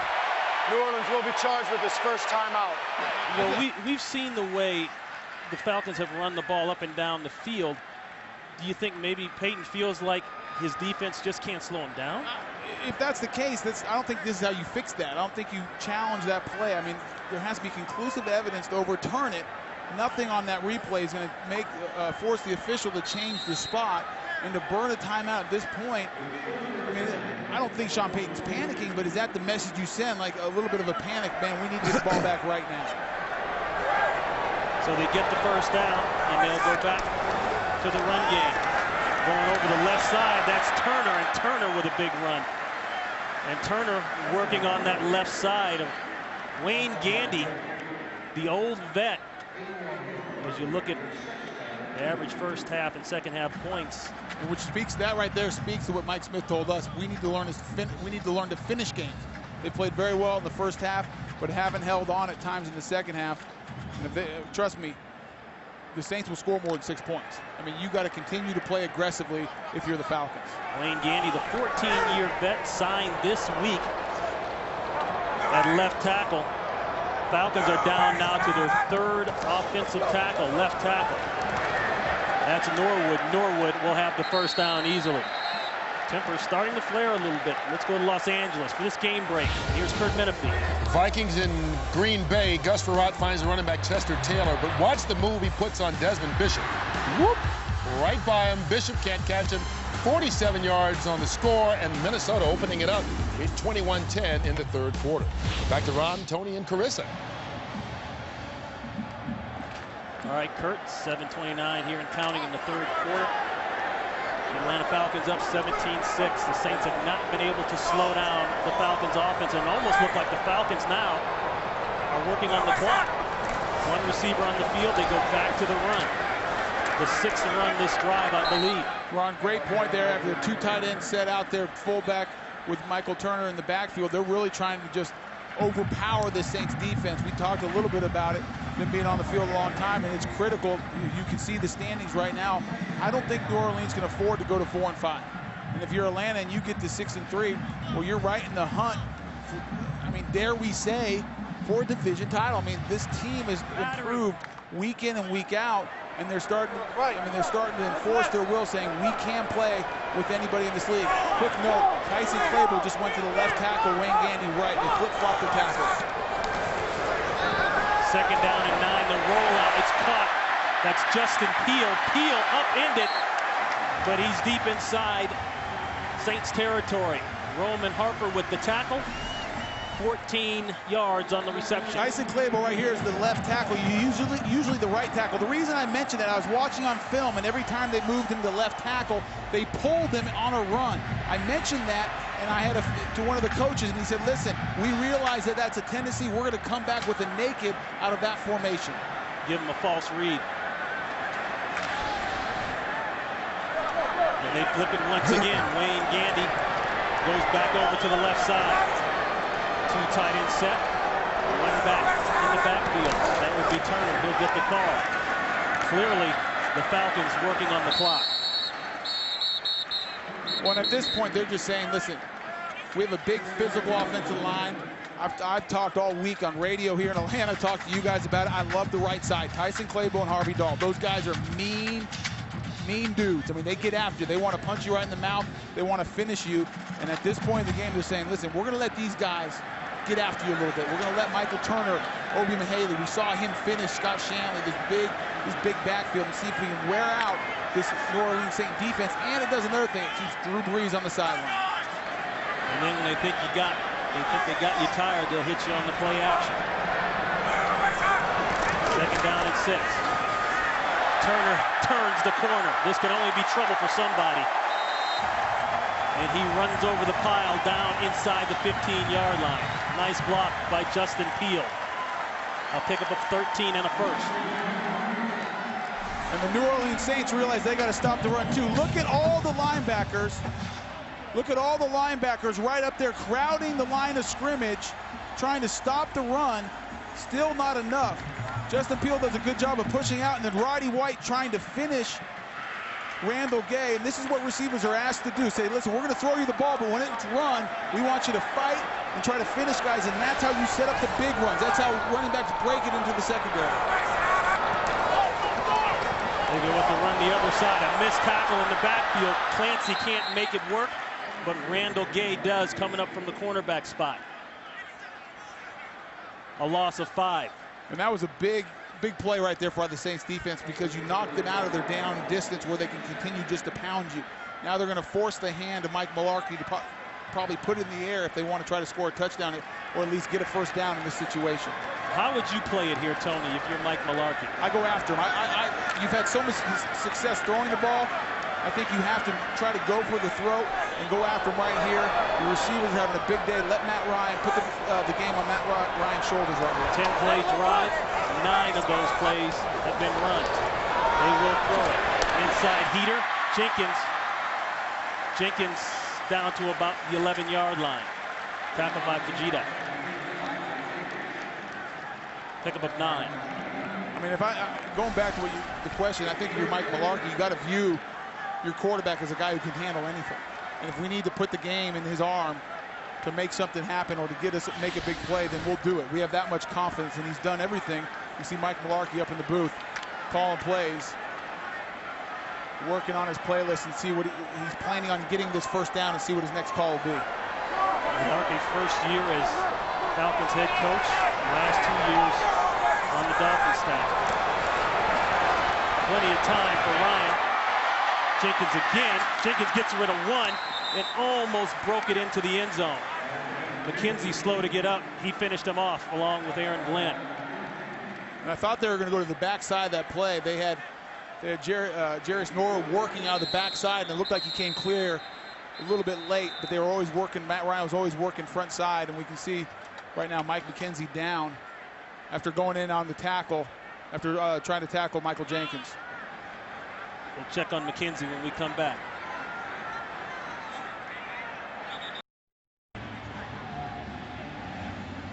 Mike McKenzie's the Saints, New Orleans Saints, who's on the field. You're going to see him come in here, and he dives, leads with his head a little bit.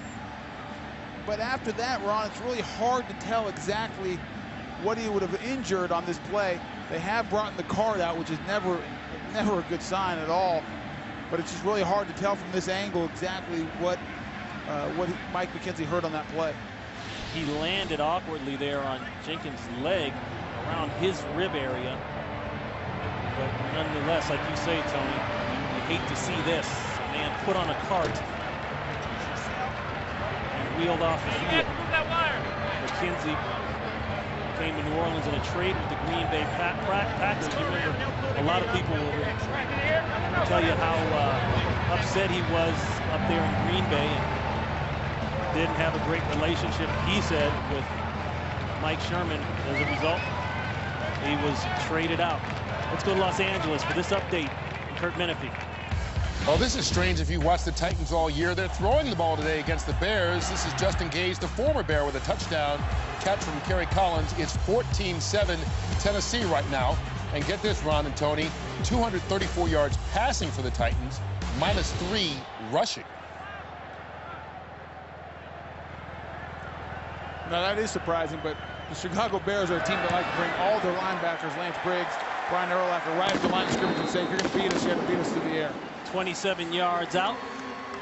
Elam, and it's clean. Falcons increase their lead 20-6. Don't forget, next week on Fox, it all starts with the Fox pregame show, then the Vikings and Buccaneers, Saints and Chiefs, Bears and Packers, and Lions and Panthers. And then what has become one of the big teams this year, the Arizona Cardinals and the Seattle Seahawks. You try not to laugh when you say that, well, but it is what it is. Well, you talk about quarterbacks who are having surprisingly big years. I've heard people start talking about Kurt Warner as a possible MVP candidate. He's putting huge numbers up there, won the job over Matt Leinart in training camp, and has shown that he earned it, and that was the right choice to go with. You got Larry Fitzgerald, Anquan Bolden's now back healthy, Steve Preston's doing great. You got Hightower, the running back who beat out Edwin James, so that all of a sudden that Arizona Cardinal team starts talking about, you know, they're way ahead in the division. We win this division, we might even get a home playoff game, and look for them to try to make some noise down the stretch. So Atlanta up 20-6. Kanan will kick it away. Courtney Roby.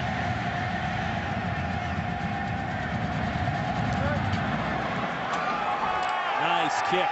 That one 4 yards deep in the end zone. At first he stopped. Now he's got to go. Roby, maybe a good thing he did go. He turns that into a great return out past the 35-yard line. 40 yards on the return.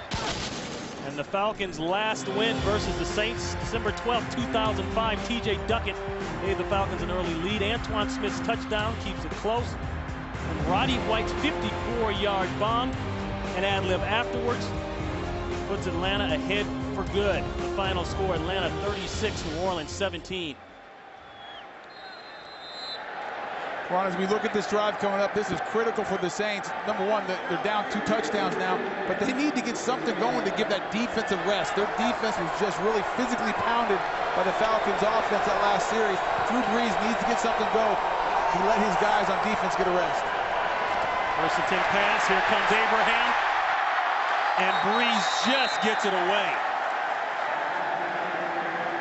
And that's one John Abraham, and he's real disappointed he let get away, because he beats Jamal Brown clean off the ball, again slapping the hands down, and then he just slips as he tries to plant his foot coming around the corner, and can't quite get enough on Drew Brees to bring him down. Abraham definitely having a Pro Bowl type of year from start to the middle of the season here for the Falcons. Second and 10.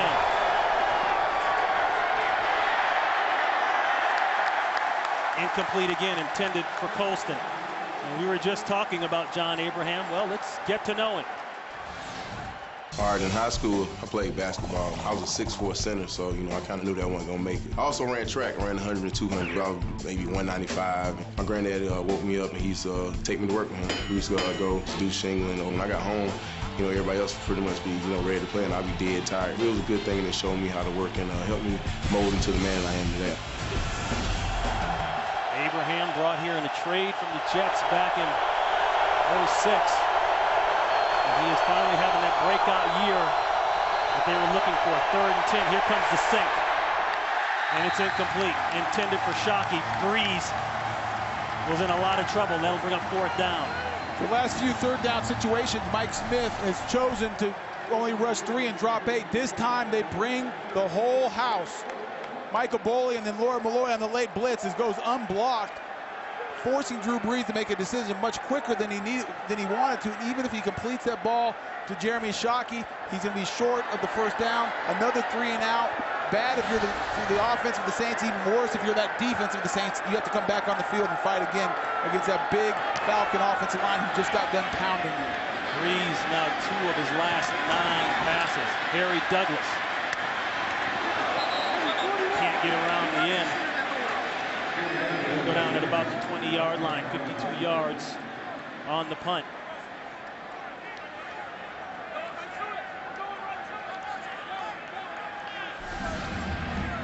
And after that last series, Drew Brees is a little hot. Yeah, Drew Brees is a perfectionist. He's a guy who studies. He's very particular. He wants all his guys, and he expects the same type of excellence from all his receivers. Him and Jeremy Shockey have not been on the same page all year. They haven't had a lot of time to work together, and you can see the frustration overflow right on the sidelines today. Turner inside for a couple. Drew Brees looking over the still photos, trying to figure out exactly what the Falcons are doing to him. They're doing a great job of changing up. Brian Van Gorder, the defensive coordinator of the Falcons, doing a good job of changing up the looks on third down. Bringing, most of the time he's only bringing 3, dropping 8. That time bringing the blitz like we talked about. A lot of times it's just those defensive players beating the Saints offensive players so far. Todd Weiner now checks back in at that left tackle position for the Falcons. Keep it on the ground. Turner again. Let's go down to Carissa Thompson. All right, you guys, a little update here. Mike McKenzie, as you saw, taken off in that card. It was a right knee, and he will be out for the remainder of the game. Meanwhile, Mike Harney also addressing a right knee injury. He's getting that looked at right now. He tried to get off the table. The trainer's quickly telling him to stay on, and I'll keep you updated on his status. So Aaron Glenn has come in for Mike McKenzie at the left corner spot. Won't miss any experience there. Aaron Glenn, 15-year vet out of Texas A&M. He's played a long time at that corner spot. And then Usama Young will now be the nickel back, number 28 for the Saints. 3rd and 8. The turn route, and it's good enough for first down. That's Roddy White, and that is the end of the third quarter. Falcons up. This is the end of the third quarter. 20-6.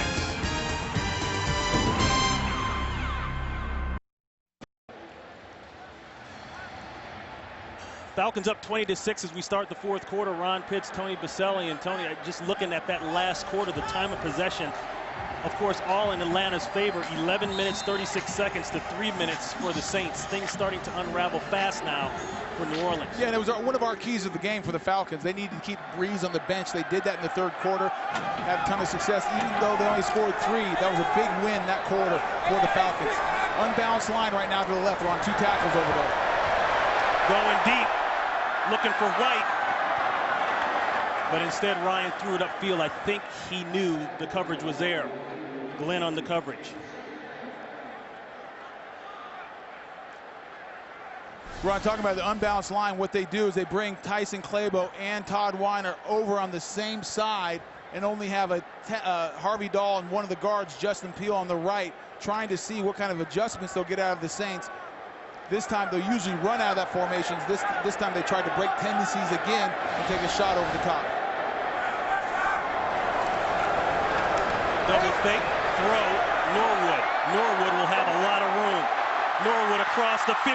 Norwood will score.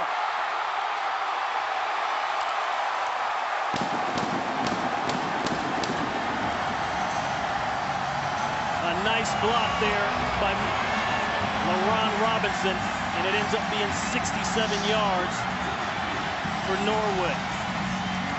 His 3rd touchdown of the year. Ron, he started high-stepping a little bit, and he almost got run down by Usama Young. Started to chase him down, and Norwood had to put it back into gear and get in the end zone.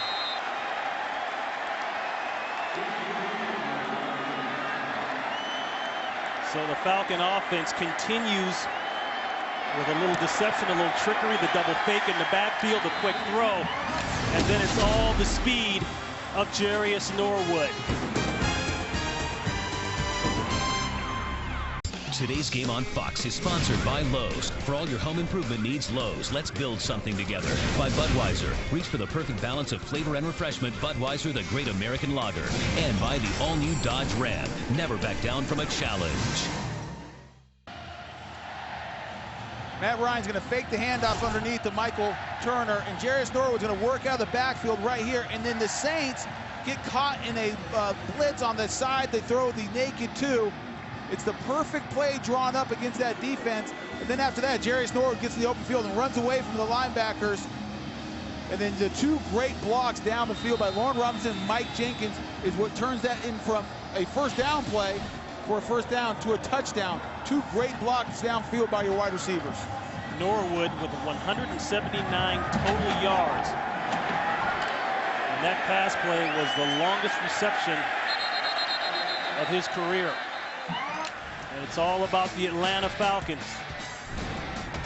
Up big, 27-6.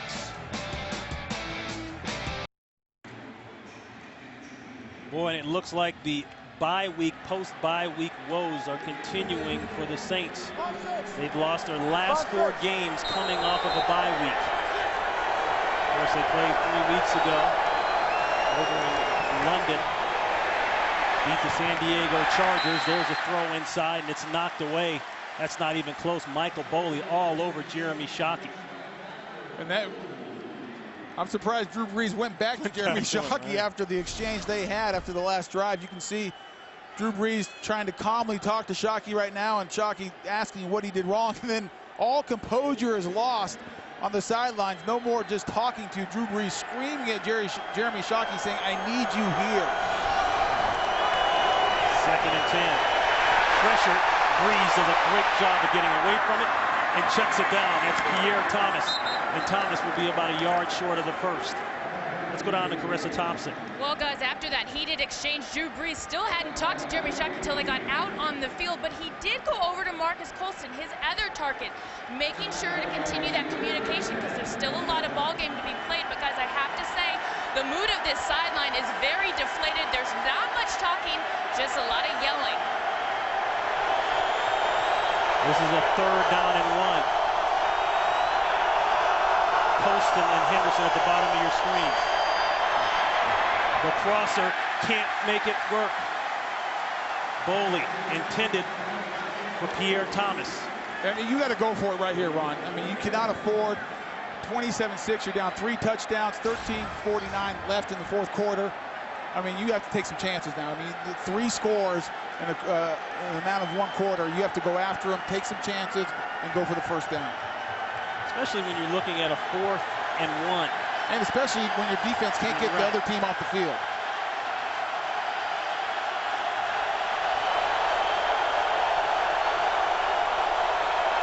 Thomas in the backfield. Haven't seen Deuce McAllister. Thomas gets hit, but I believe he spun out of it, or wiggled out of it, and got the first down. And you know, Tony, talking about Drew Brees and the whole blow up there with Jeremy Shockey, you have to remember, as you look at this replay here, Jeremy Shockey broke his leg last year as a member of the Giants, missed the Super Bowl, came down here, late season trade, got the sports hernia. His timing has been off. He is not on the same page. And that one nearly intercepted. Chevis Jackson, that's the 3rd round pick out of LSU, almost had an interception. Well, I've been so impressed with the Falcons secondary today. Even when Drew Brees has had time, he's really struggling finding guys down the field. Chevis Jackson, who's in at the nickel, does a great job of undercutting the route of Lance Moore and almost comes up with an interception.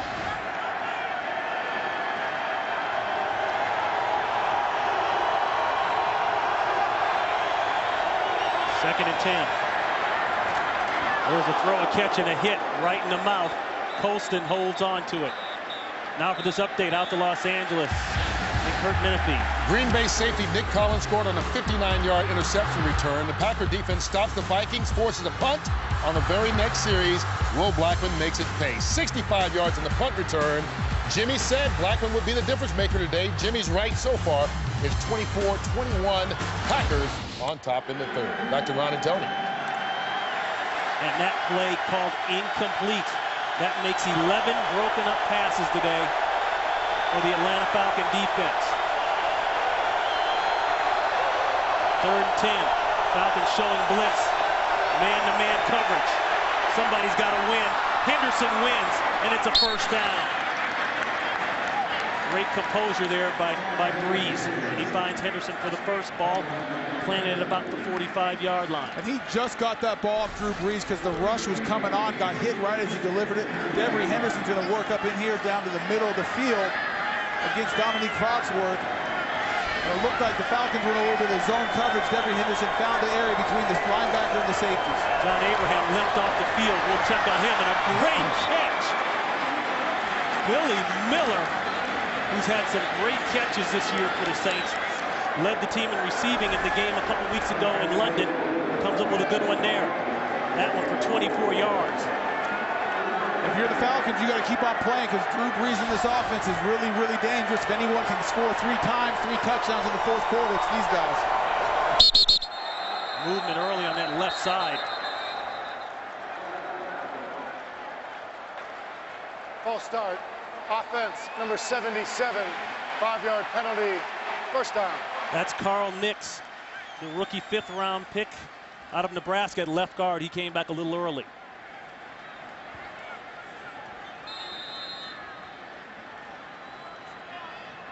A look at this drive here by the Saints.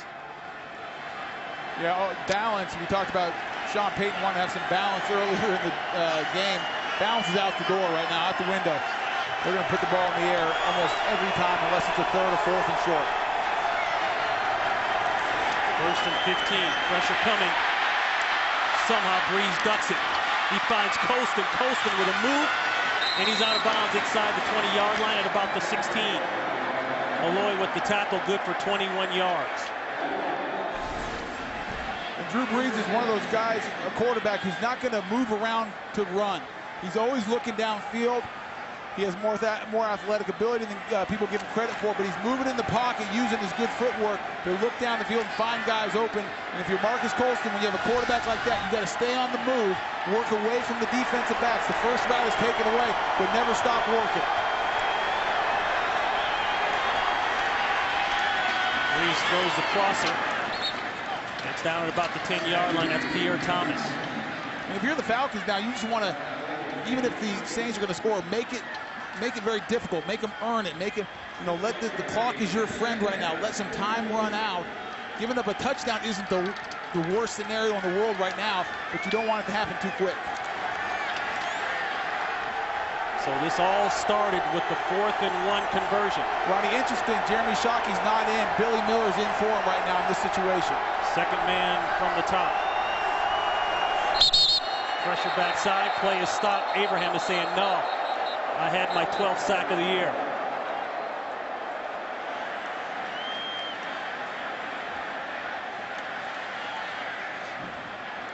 Snap infraction. Offense, number 68. 5-yard penalty, 2nd down.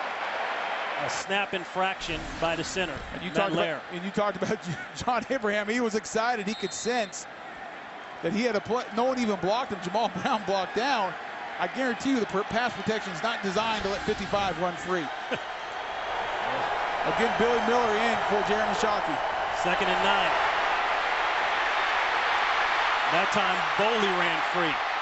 Brees doing his Fran Tarkington impression, and then just throws it away. Drew Brees ran almost 100 yards for an incomplete pass. And Drew Brees showing a good awareness of what's going on. Michael Boley coming free and shows the good footwork to roll out, and his offensive line comes and builds him a wall, but nobody downfield. He tries to stop, but I think his legs gave out because he's so tired. But going back to the tight end situation, I got to believe Billy Miller's in there right now for Jeremy Shockey because Drew Brees has a lot more confidence in what he will do, and he'll go to the right spot. And Deuce McAllister checks back in. 3rd and 9. They run the screen. McAllister looking for the end zone. Deuce will get it. Touchdown, Saints. 15 yards on the screen play. Some nice blocks. And the Saints come away with 6, maybe 7. Yeah, the Falcons have been getting very aggressive. You see Keith Brooking on the blitz. Sean Payton realizes that, trying to slow down the rush and take advantage of it. The screen's the perfect call. And the offensive line got in front, and there was nobody almost there for them to block, and Deuce McAllister walks in.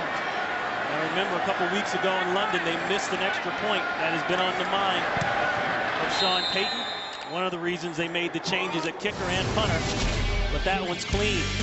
Don't count the Saints out of this one yet. Today's game on Fox is sponsored by UPS. What can Brown do for you?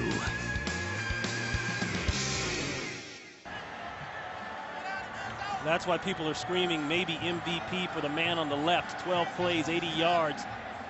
He made a lot of things happen when things weren't there on the guy on the right. Yeah, I was going to say, what are they saying about the guy on the right? They're not seeing it yet. That's what they're saying. Clearly, Shockey not on board with the program. Pretty lonely on the bench over there. And it looks like the Saints are setting up for an onside. I disagree with this. I think you got to kick it deep. I do too.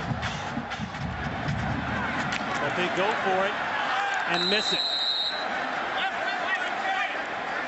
That ball kicked out of bounds. I don't know why you do that right now. Yeah, and I think what they're going to call the penalty is a legal touch, because I don't believe before Lance Moore touched the ball, look like it went 10 yards. But I agree with you. Listen, at 9:54 left in this game, you're down 2 touchdowns, but you just proved that you can score quickly and go down the length of the field. I think you kick it deep and put it on your defense. There's still plenty of time for 2 more series. If your defense can come out, you don't have to get a 3 and out even. If you can just get a stop and force them to punt. I disagree with Sean on this call.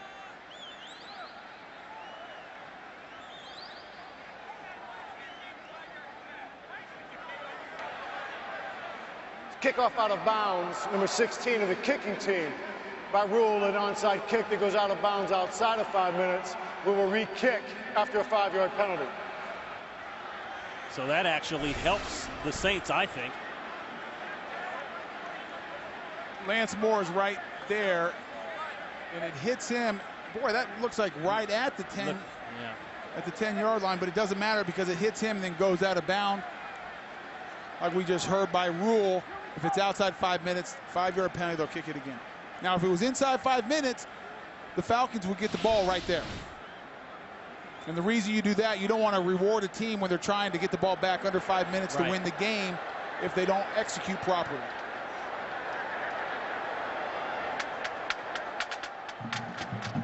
I guess still lined up for the onside. I guess Sean Payton still disagrees with me. Now they're going to kick it away, and it looks like they've got offside. Yep, there goes the flag. That one was not done right. And I'm not Poor sure execution. What were they trying to attempt there? They fake it one way, try to flip it to the other side, and then he just slams one, a line drive that never even gets close to anyone. Now remember, this is Hartley's first game kicking in the NFL, and unless that hit a brick wall, that was not going to be stopped from going out of bounds. Kickoff out of bounds, number 16 of the kicking team. That ball will be placed at the spot that it went out of bounds. First down, Atlanta. Now, why is Lance Moore continue to get blamed for kicking it out of bounds? I believe that's number 5, but nonetheless, Hartley is trying to line up. He turns around, but everybody took off. They didn't have it coordinated. The Saints with issues at kicker this year. They draft Taylor Meloff, the 6th-round pick. They cut him. They go with Martin Gramatica. Gramatica gets hurt. They bring Taylor Meloff back in, cut him again. Now they end up with Garrett Hartley, the rookie free agent.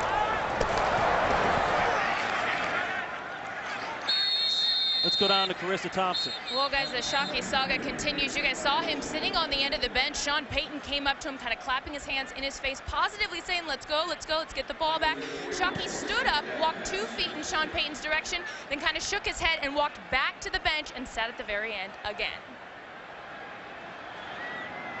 Not a very good day for Jeremy Shockey. And you got to wonder, I mean, listen, the injuries have played a big part of this for Jeremy Shockey in New Orleans, but he had the same issues in New York. I mean, just never on the same page as the quarterback and the head coach there in New York. Sean Payton obviously thought it'd be different here. So far, same story. 2nd down and 6, looking for the cutback. That's Turner. But how about Michael Turner?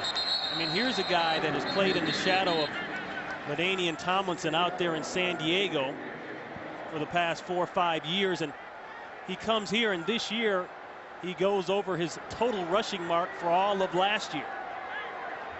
Came into the game at just under 800 yards rushing. Last year, he was just over 300 yards rushing. Yeah, he's just waiting for his turn. And he was patient, he handled the right way, and he has now since proven this year that he is a legitimate #1 featured back in this league. He steps out, Norwood steps in. Norwood and Snelling in the backfield. A quick throw. Whoa, that one dangerous. Nearly intercepted. Aaron Glenn, and Glenn a bit shaken up. And that's why I don't kick the onside. Because now instead of them kicking the ball or punting the ball from, let's say, the 20, 25-yard line and you getting decent field position, now they're going to kick it from their 43, or your 43, excuse me. And there's a chance you might get the ball inside 10 and you have the length of the field to go now to score. So Kanan standing at his 45. The punt will cause a fair catch by Moore at the 10-yard line. And another long drive awaiting Drew Brees and the Saints.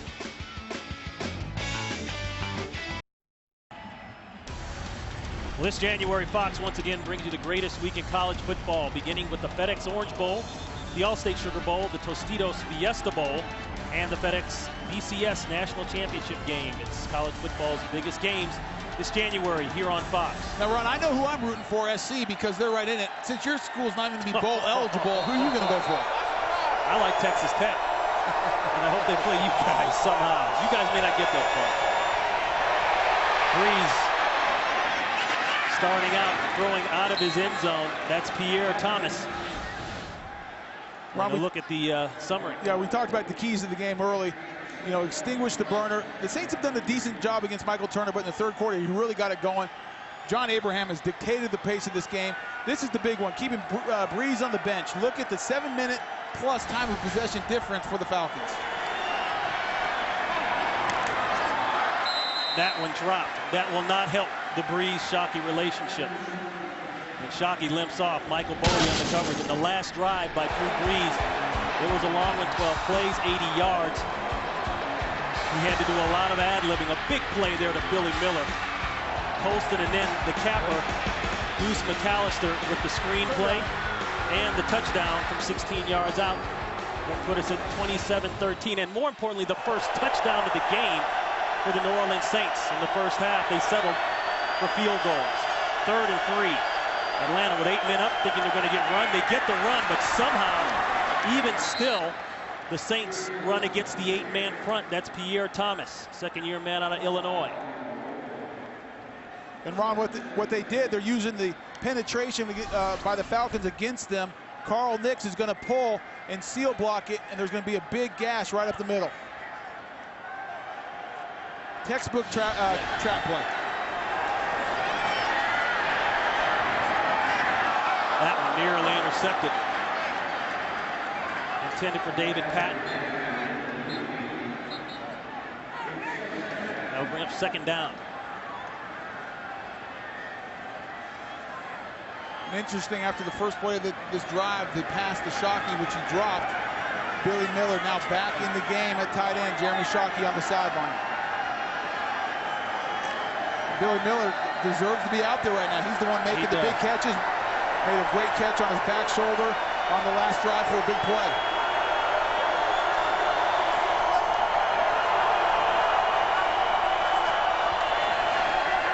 Pump and go. Looking for Patton. He's got Patton. Nice looking play. Foxworth on the coverage, good enough for 16 yards. David Patton working against Foxworth. Good move on the outside. But what made that throw possible, because it wasn't terrible coverage by Dominique Foxworth, it was the back shoulder throw. Drew Brees saw the coverage and threw it to his back shoulder. And we talked about trying to be balanced. When you throw that out the window, they had obviously the 13 and 19 rush to pass ratio in the first half. After that, it's been all pass. They've needed to do that because of the situation they're in. John Stinchcomb shaken up on the play. 6-year man out of right here in the state of Georgia. 2nd round pick back in '03. Zach Strief will take his place. That was the first catch of the day for David Patton. And more importantly, the 8th different receiver used by Drew Brees. The matchup of the quarterbacks today, and the young Matt Ryan has not disappointed. He has come out and moved his team up and down the field. They struck early, and they've been able to hold on to the lead. But the Saints threatening here in the fourth quarter. Check down throw. It looks like Billy Miller. And it's interesting to see John Abraham's on the sidelines. Core Bierman's in for him, but they're still running the same type of offense, helping out Jamal Brown, the left tackle. That time, Billy Miller chipped him on the way out and then worked into the flat. You'd think they'd change it up with John Abraham on the sidelines. 2nd and 8, plenty of time for Brees. Nice spin move, but it went the other way. Pierre Thomas. We'll bring up a 3rd and about 4, maybe 5. And once again, Brian Van Gorder, the defense coordinator for the Falcons, is only rushing 3, dropping 8. Real soft zone coverage.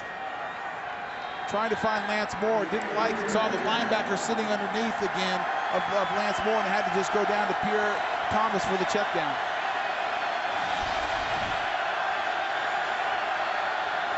McAllister in the game. A 3rd down and 5. The slant route incomplete. Intended for Moore. Foxworth, he's been there all day. And that's how you want to play corner when you're working against the slant route. You can see Lance Moore does a good job of getting off the ball with no jam, but watch how Dominique Foxworth comes over the top of Lance Moore without making any contact and breaking up the pass. Very good with his feet. Kept his feet moving. Stayed under his body. Watch for the matchup. John Abraham working against Zach Starif, the backup of John Stitchcomb. 4th and 5. They block Abraham. Inside throw. Patton, his 2nd catch, and it's a big one. Patton is inside the 35-yard line of the Atlanta Falcons. 1st down. Zach Streif does a good job. Working right here, number 64, the backup to John Stitchcomb, a tackle working against John Abraham, and John Abraham's way outside. And Zach Streif does just enough to get his hands on him. And the one disadvantage John has coming from that side, Drew Brees can see him coming and step up. 1st and 10, seam throw. Miller has it. Another big catch for Billy Miller inside the 15. Working on Brooking. 23 yards. No wonder Jeremy Shockey's on the sideline, because Billy Miller's making all the plays right now. And I played with Billy Miller in Houston for a year and know him. He's a USC guy like me. Played wide receiver in college, so he's always had great hands. Struggled early in his career blocking, but he's even getting much better at that. Really, I mean, it's making hard to put Jeremy Shockey in when he plays at this high of level.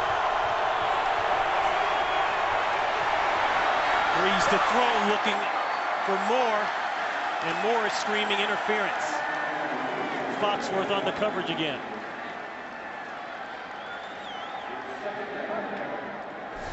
We'll look at John Abraham again. He's working on at left end against the right tackle, Zach Streif. I understand they're doing that. That's a great block. What a great use of your hands by the backup right tackle, Zach Streif. That's textbook.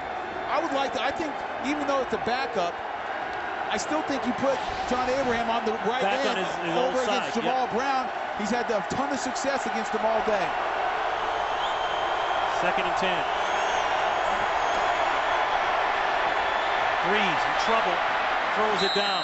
A man coming out of the backfield, and a marker comes down late, intended for Pierre Thomas. It's an illegal man downfield. The screen took too much time.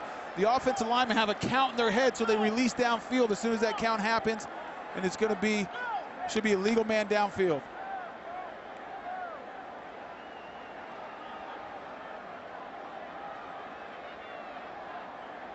Pass interference, offense number 77 blocking downfield. 10-yard penalty, replay 2nd down. That's Carl Nix, well, the rookie. I guess they could have got it either way for him, either a legal man downfield. The right guard, Carl Nix, or left guard, Carl Nix, is not, you're not allowed to be downfield, and you're especially not allowed to be downfield on a pass and block. See Marcus Colson working inside. They're trying to run a pick. Yeah, he tried to pick the guy without really interfering with them. The Falcons did a good job, defenders avoiding it. Going for the end zone. Intercepted. Chris Houston. and that could do it. His second interception of the year. He was looking for Lance Moore, but this Falcons secondary has been all over the Saints receivers.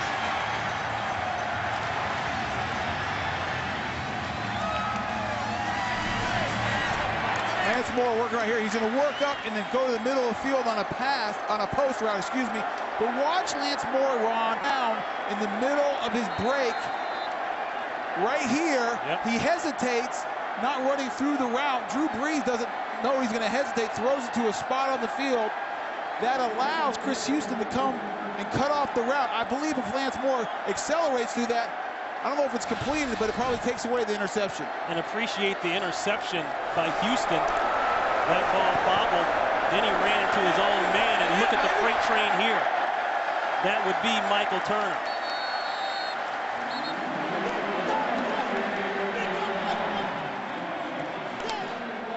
Let's take another look at this interception by Chris Houston. No pressure or anything. Drew Brees tries to fire it in there, and it's just a great play by the second-year corner. And on the sidelines, Drew Brees trying to make sure he's on the same page. Now remember, Marcus Colson's another guy who missed 3 or 4 weeks with the thumb injury. Drew still feels like he's trying to get on the same page of him and Jeremy Shockey. He's definitely not on the same page as Shockey today. So the Falcons trying to close this one out. A 2nd and 1, they go back to Turner. Came into the game 5-3, looking to get a share of that first place in the division. As you look at the turnover margin for the New Orleans Saints. Second charge timeout, New Orleans. A 30-second it's pretty easy to understand, isn't it? Yeah, that's something Sean Payton talked to us about. So listen, we got to stop turning over the ball on offense. That has led to our losses. I look back at the Minnesota game. They really dominated Minnesota on the offense side of the ball, but turned it over a bunch. It's the big plays. We've seen the big plays today. The Falcons, the offense taking advantage of that. Those two things alone really are responsible for the majority of the losses that the Saints have had this year. And a timeout called by the Saints. 3:28 here to play. And boy, what a year it has been for the Atlanta Falcons. Finishing 4-12 last year. The misery of 2007, of course, starting with the Michael Vick guilty plea in the federal dogfighting charges. And it ended with Bobby Petrino basically quitting as head coach of the Falcons with 3 games to play. Now, if they hold on to win this game, which it looks like they will, they'll be 6-3. Do you realize if Carolina loses today in Oakland, they'll be a tie at the top of the NFC South? They stay with their big people, big package, and their big running back, Michael Turner. And to a man, every Falcon player has said that Mike Smith is just a breath of fresh air. I mean, you talk about change you can believe in, Tony. Well, he has represented that here in Atlanta. Oh, he is. He came in here, and he's a football coach. He's nothing else. Not a guy with a big ego worried about all what the press is saying or what's happened outside of his little box, which is his football team. And he's all about football. And the thing that I think players appreciate about Mike Smith is this. He's consistent. He is who he is. You know what you're going to get every day, day in and day out. And talking to him before the game, he realized how important that is. He's never going to get too high or too low. Even as they started 5-3, he put it in perspective and said, yeah, it's a great start in the first half, but now we need to finish it. And I think the guys really respect that after all they went through last year. Saints are now out of timeouts. 2nd down and 7. Norwood in the game. He gets the toss, looking for the corner. Realizes he can't get the corner, so he stays in bounds to keep the clock running. And the other thing Mike Smith does for the Atlanta Falcons, he keeps it fresh and keeps it fun. You know, he's not a big yeller and screamer. He likes guys who enjoy it. His motto is this: say, listen, if you're going to work hard and do your work, then we can have fun. Now, the flip side is, and players will tell you this, but if you don't play, if you don't prepare, and you don't take your work serious, you will see the wrath of Mike Smith. And it's a really nice balance that he's found here in Atlanta. The last 5 years as a Jaguars defensive coordinator. Spent 4 years as an assistant on the Ravens staff. Went to the Super Bowl in 2000. The slant, fumble, incomplete pass. Intended for Roddy White. Osama Young on the coverage. And that'll bring up 4th down. And this is about the only thing wrong the Falcon receivers have done today. Oh. That's a perfect one, and that's frustrating if you're the offense of Atlanta, because if you can catch that, get that 1st down, you can run this thing out and stay on the field and get the old victory formation. So one last shot for the Saints now, as the Falcons will have to punt it away. Lance Moore is deep. Kanan will go with the kick. They decide to go with the return. Fair catch called by Moore at the 24-yard line. And the Saints came out firing, tried to get one up early. Didn't work. The Falcons, they fired on their own. A touchdown pass from Roddy White. Michael Turner, he's been effective all day. The big touchdown run, 67 yards on the quick reception by Norwood. The Saints fought back, 12-play, 80-yard drive, capped off by the 16-yard touchdown run by McAllister. And you just saw the interception, which may have sealed the deal by Chris Houston. One last gasp for the Saints. Yeah, now if you're the Saints, you got to go 2-minute offense, score as quick as you can, hope for an onside, and for a repeat performance. That ball thrown very late, intended for Billy Miller.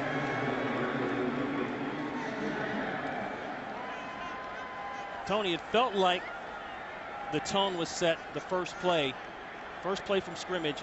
Drew Brees and the Saints play action. They threw one deep, trying to go to Henderson, and it was almost picked off. Incomplete pass. And actually, it was picked off. Yeah, it was one of the 2 interceptions. Yep.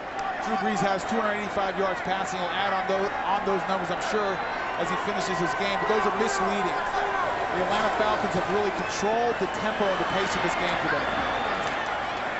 The throw inside. What a catch. Marcus Colston, and if you want to appreciate the length of his arms and body to go out and get the ball, he snatched that one. 2-minute warning. 1st down for the Saints. No timeouts left. Today's game on Fox is sponsored by the new AT&T. Your world delivered.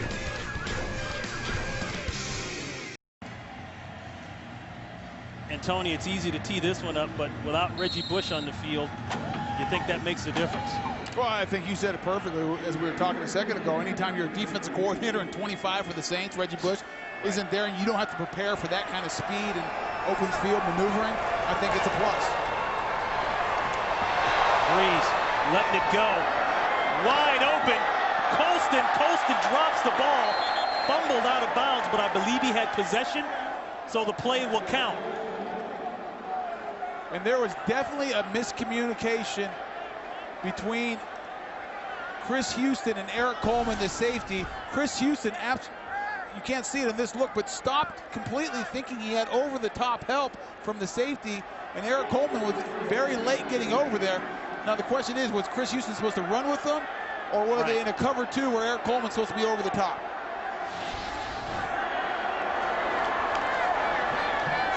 Throw the long out, and it's easy. That's Moore. Well, now if you're Atlanta, you can't relax. I mean, you look at it, a minute 34, they can score it quickly. I mean, you get an onside kick, and all of a sudden you're looking at Drew Brees with the ball with one score, being down 1 score. 1:34, no timeouts left for the Saints.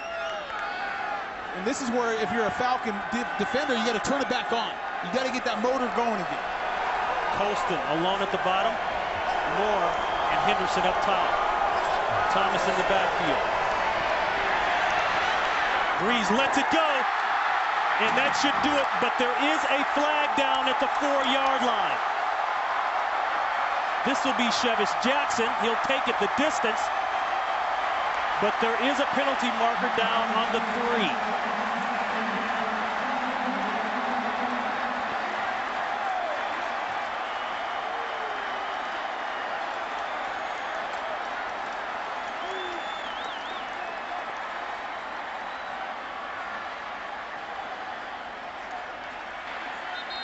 So we are awaiting the call.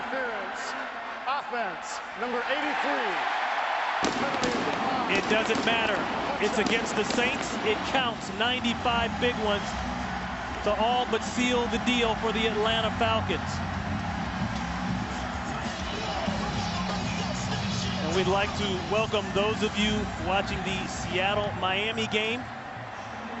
The Atlanta Falcons, as the Saints were threatening to score, just picked off a pass. Chevis Jackson, the rookie out of LSU, ran it back 95 yards to put the Falcons up 33-13 here with 1:17 to go in the fourth quarter. Elam tacks on the extra point, make it 34. And it has been a game all about the Atlanta Falcons and their rookie quarterback, Matt Ryan. But here's the interception. And here's the pass interference right here. Billy Miller is going to work up here and push off Michael Boley, and that's where the flag is thrown. You can see him right there, extend his arms, push off, trying to get open. And then Drew Brees looking, I believe that's the Devery Henderson and Chevis Jackson, looking into the backfield, reading Drew Brees' eyes, steps in front of it. And after that, none of those offensive linemen are going to chase down Chevis Jackson. And that right there put a nail in the coffin, right like you said, Ron, as New Orleans gets a big play, possibly find a way to score, and then have a chance for the onside and to tie this game. The folks down in Louisiana will know Chevis Jackson, third-round pick this year. That is his first touchdown and his first interception in the NFL. And the game started out with the Saints trying to go up top early. First play from scrimmage, intercepted. And from that point on, it's been about Matt Ryan, the rookie Matt Ryan, and this Atlanta offense. They have done what they wanted to do with the New Orleans Saints defense. Yeah, they were playing pitch and catch that whole first half. I mean, it was so easy. The Saints playing very soft in their coverage, trying to stop the run with another safety down. And he just played catch with Roddy White, Michael Jenkins. Then he found in the second half Jarius Norwood out of the backfield. I mean, just it was very, very rhythmic. It went down the hard way. And a quick recap. He said Matt Ryan came out firing. Ends up on the day 16 of 23 for 248 yards. The big play there to Jarius Norwood in the fourth quarter, 67-yard touchdown run. The Saints got close. Deuce McAllister with the screen touchdown. But then the big interception, the first of two coming here late, and then this one, the nightcap. And talking about that offense with Matt Ryan, I said it a second ago, rhythmic. They really got in a rhythm early, and they could do anything they wanted, run or pass. That's a skipper incomplete. And a big game in the NFC South. The Atlanta Falcons, should they win this one, will go to 6-3. The Saints will drop to 4-5, making it a very long, hard road now for the Saints to climb out of. And we talked in the open about the Saints, Tony, being probably the best last-place team you'll see in a division, but you can only say that for so long. Yeah, sooner or later you got to perform. And they still have yet to put two consecutive wins together. And it's going to be tough to do anything positive if you can't do that. Brees still letting it go. That's Henderson. And Henderson is across midfield. But you can't say enough with 50 seconds left, Tony, about Matt Ryan. A lot of people questioned the pick. Third player picked overall out of Boston College. They questioned his arm strength, his mobility, all that kind of stuff. But this guy has done everything for the Atlanta Falcon offense, and Mike Mularkey, as the offensive coordinator, has gone ahead and put the entire game plan in his hands. Ronnie, tell him to question that right there. A 134 quarterback rating for, I don't care if you're a rookie, a 10-year vet, is impressive.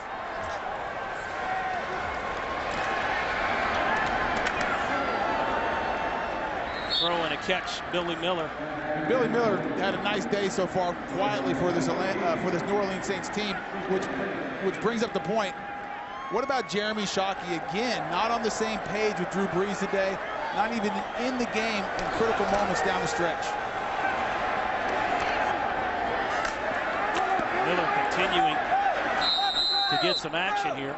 Well, the one positive, Ron, is you want to get a win, but I'll tell you one thing, Drew Brees is going to keep his pace to break Dan Marino's record with these huge numbers today. Not a great quarterback rating, but huge yardage. I think this has to be a huge game for Matt Ryan's confidence, and not, Tony, that he needed any confidence boost because the guy's played with confidence all year long. But you're going up against Drew Brees, arguably the best quarterback, one of the best in the NFL right now, a guy who everybody has screamed at one point or another MVP. You want to have a good showing, and Ryan has had that good showing. Brees lets it go. A man in the end zone, and it's knocked away. Lawyer Malloy separated David Patton from the football. And you talk about Matt Ryan and going toe-to-toe with arguably the best quarterback in the NFL this year and coming out on top. Yes, obviously that's going to build confidence.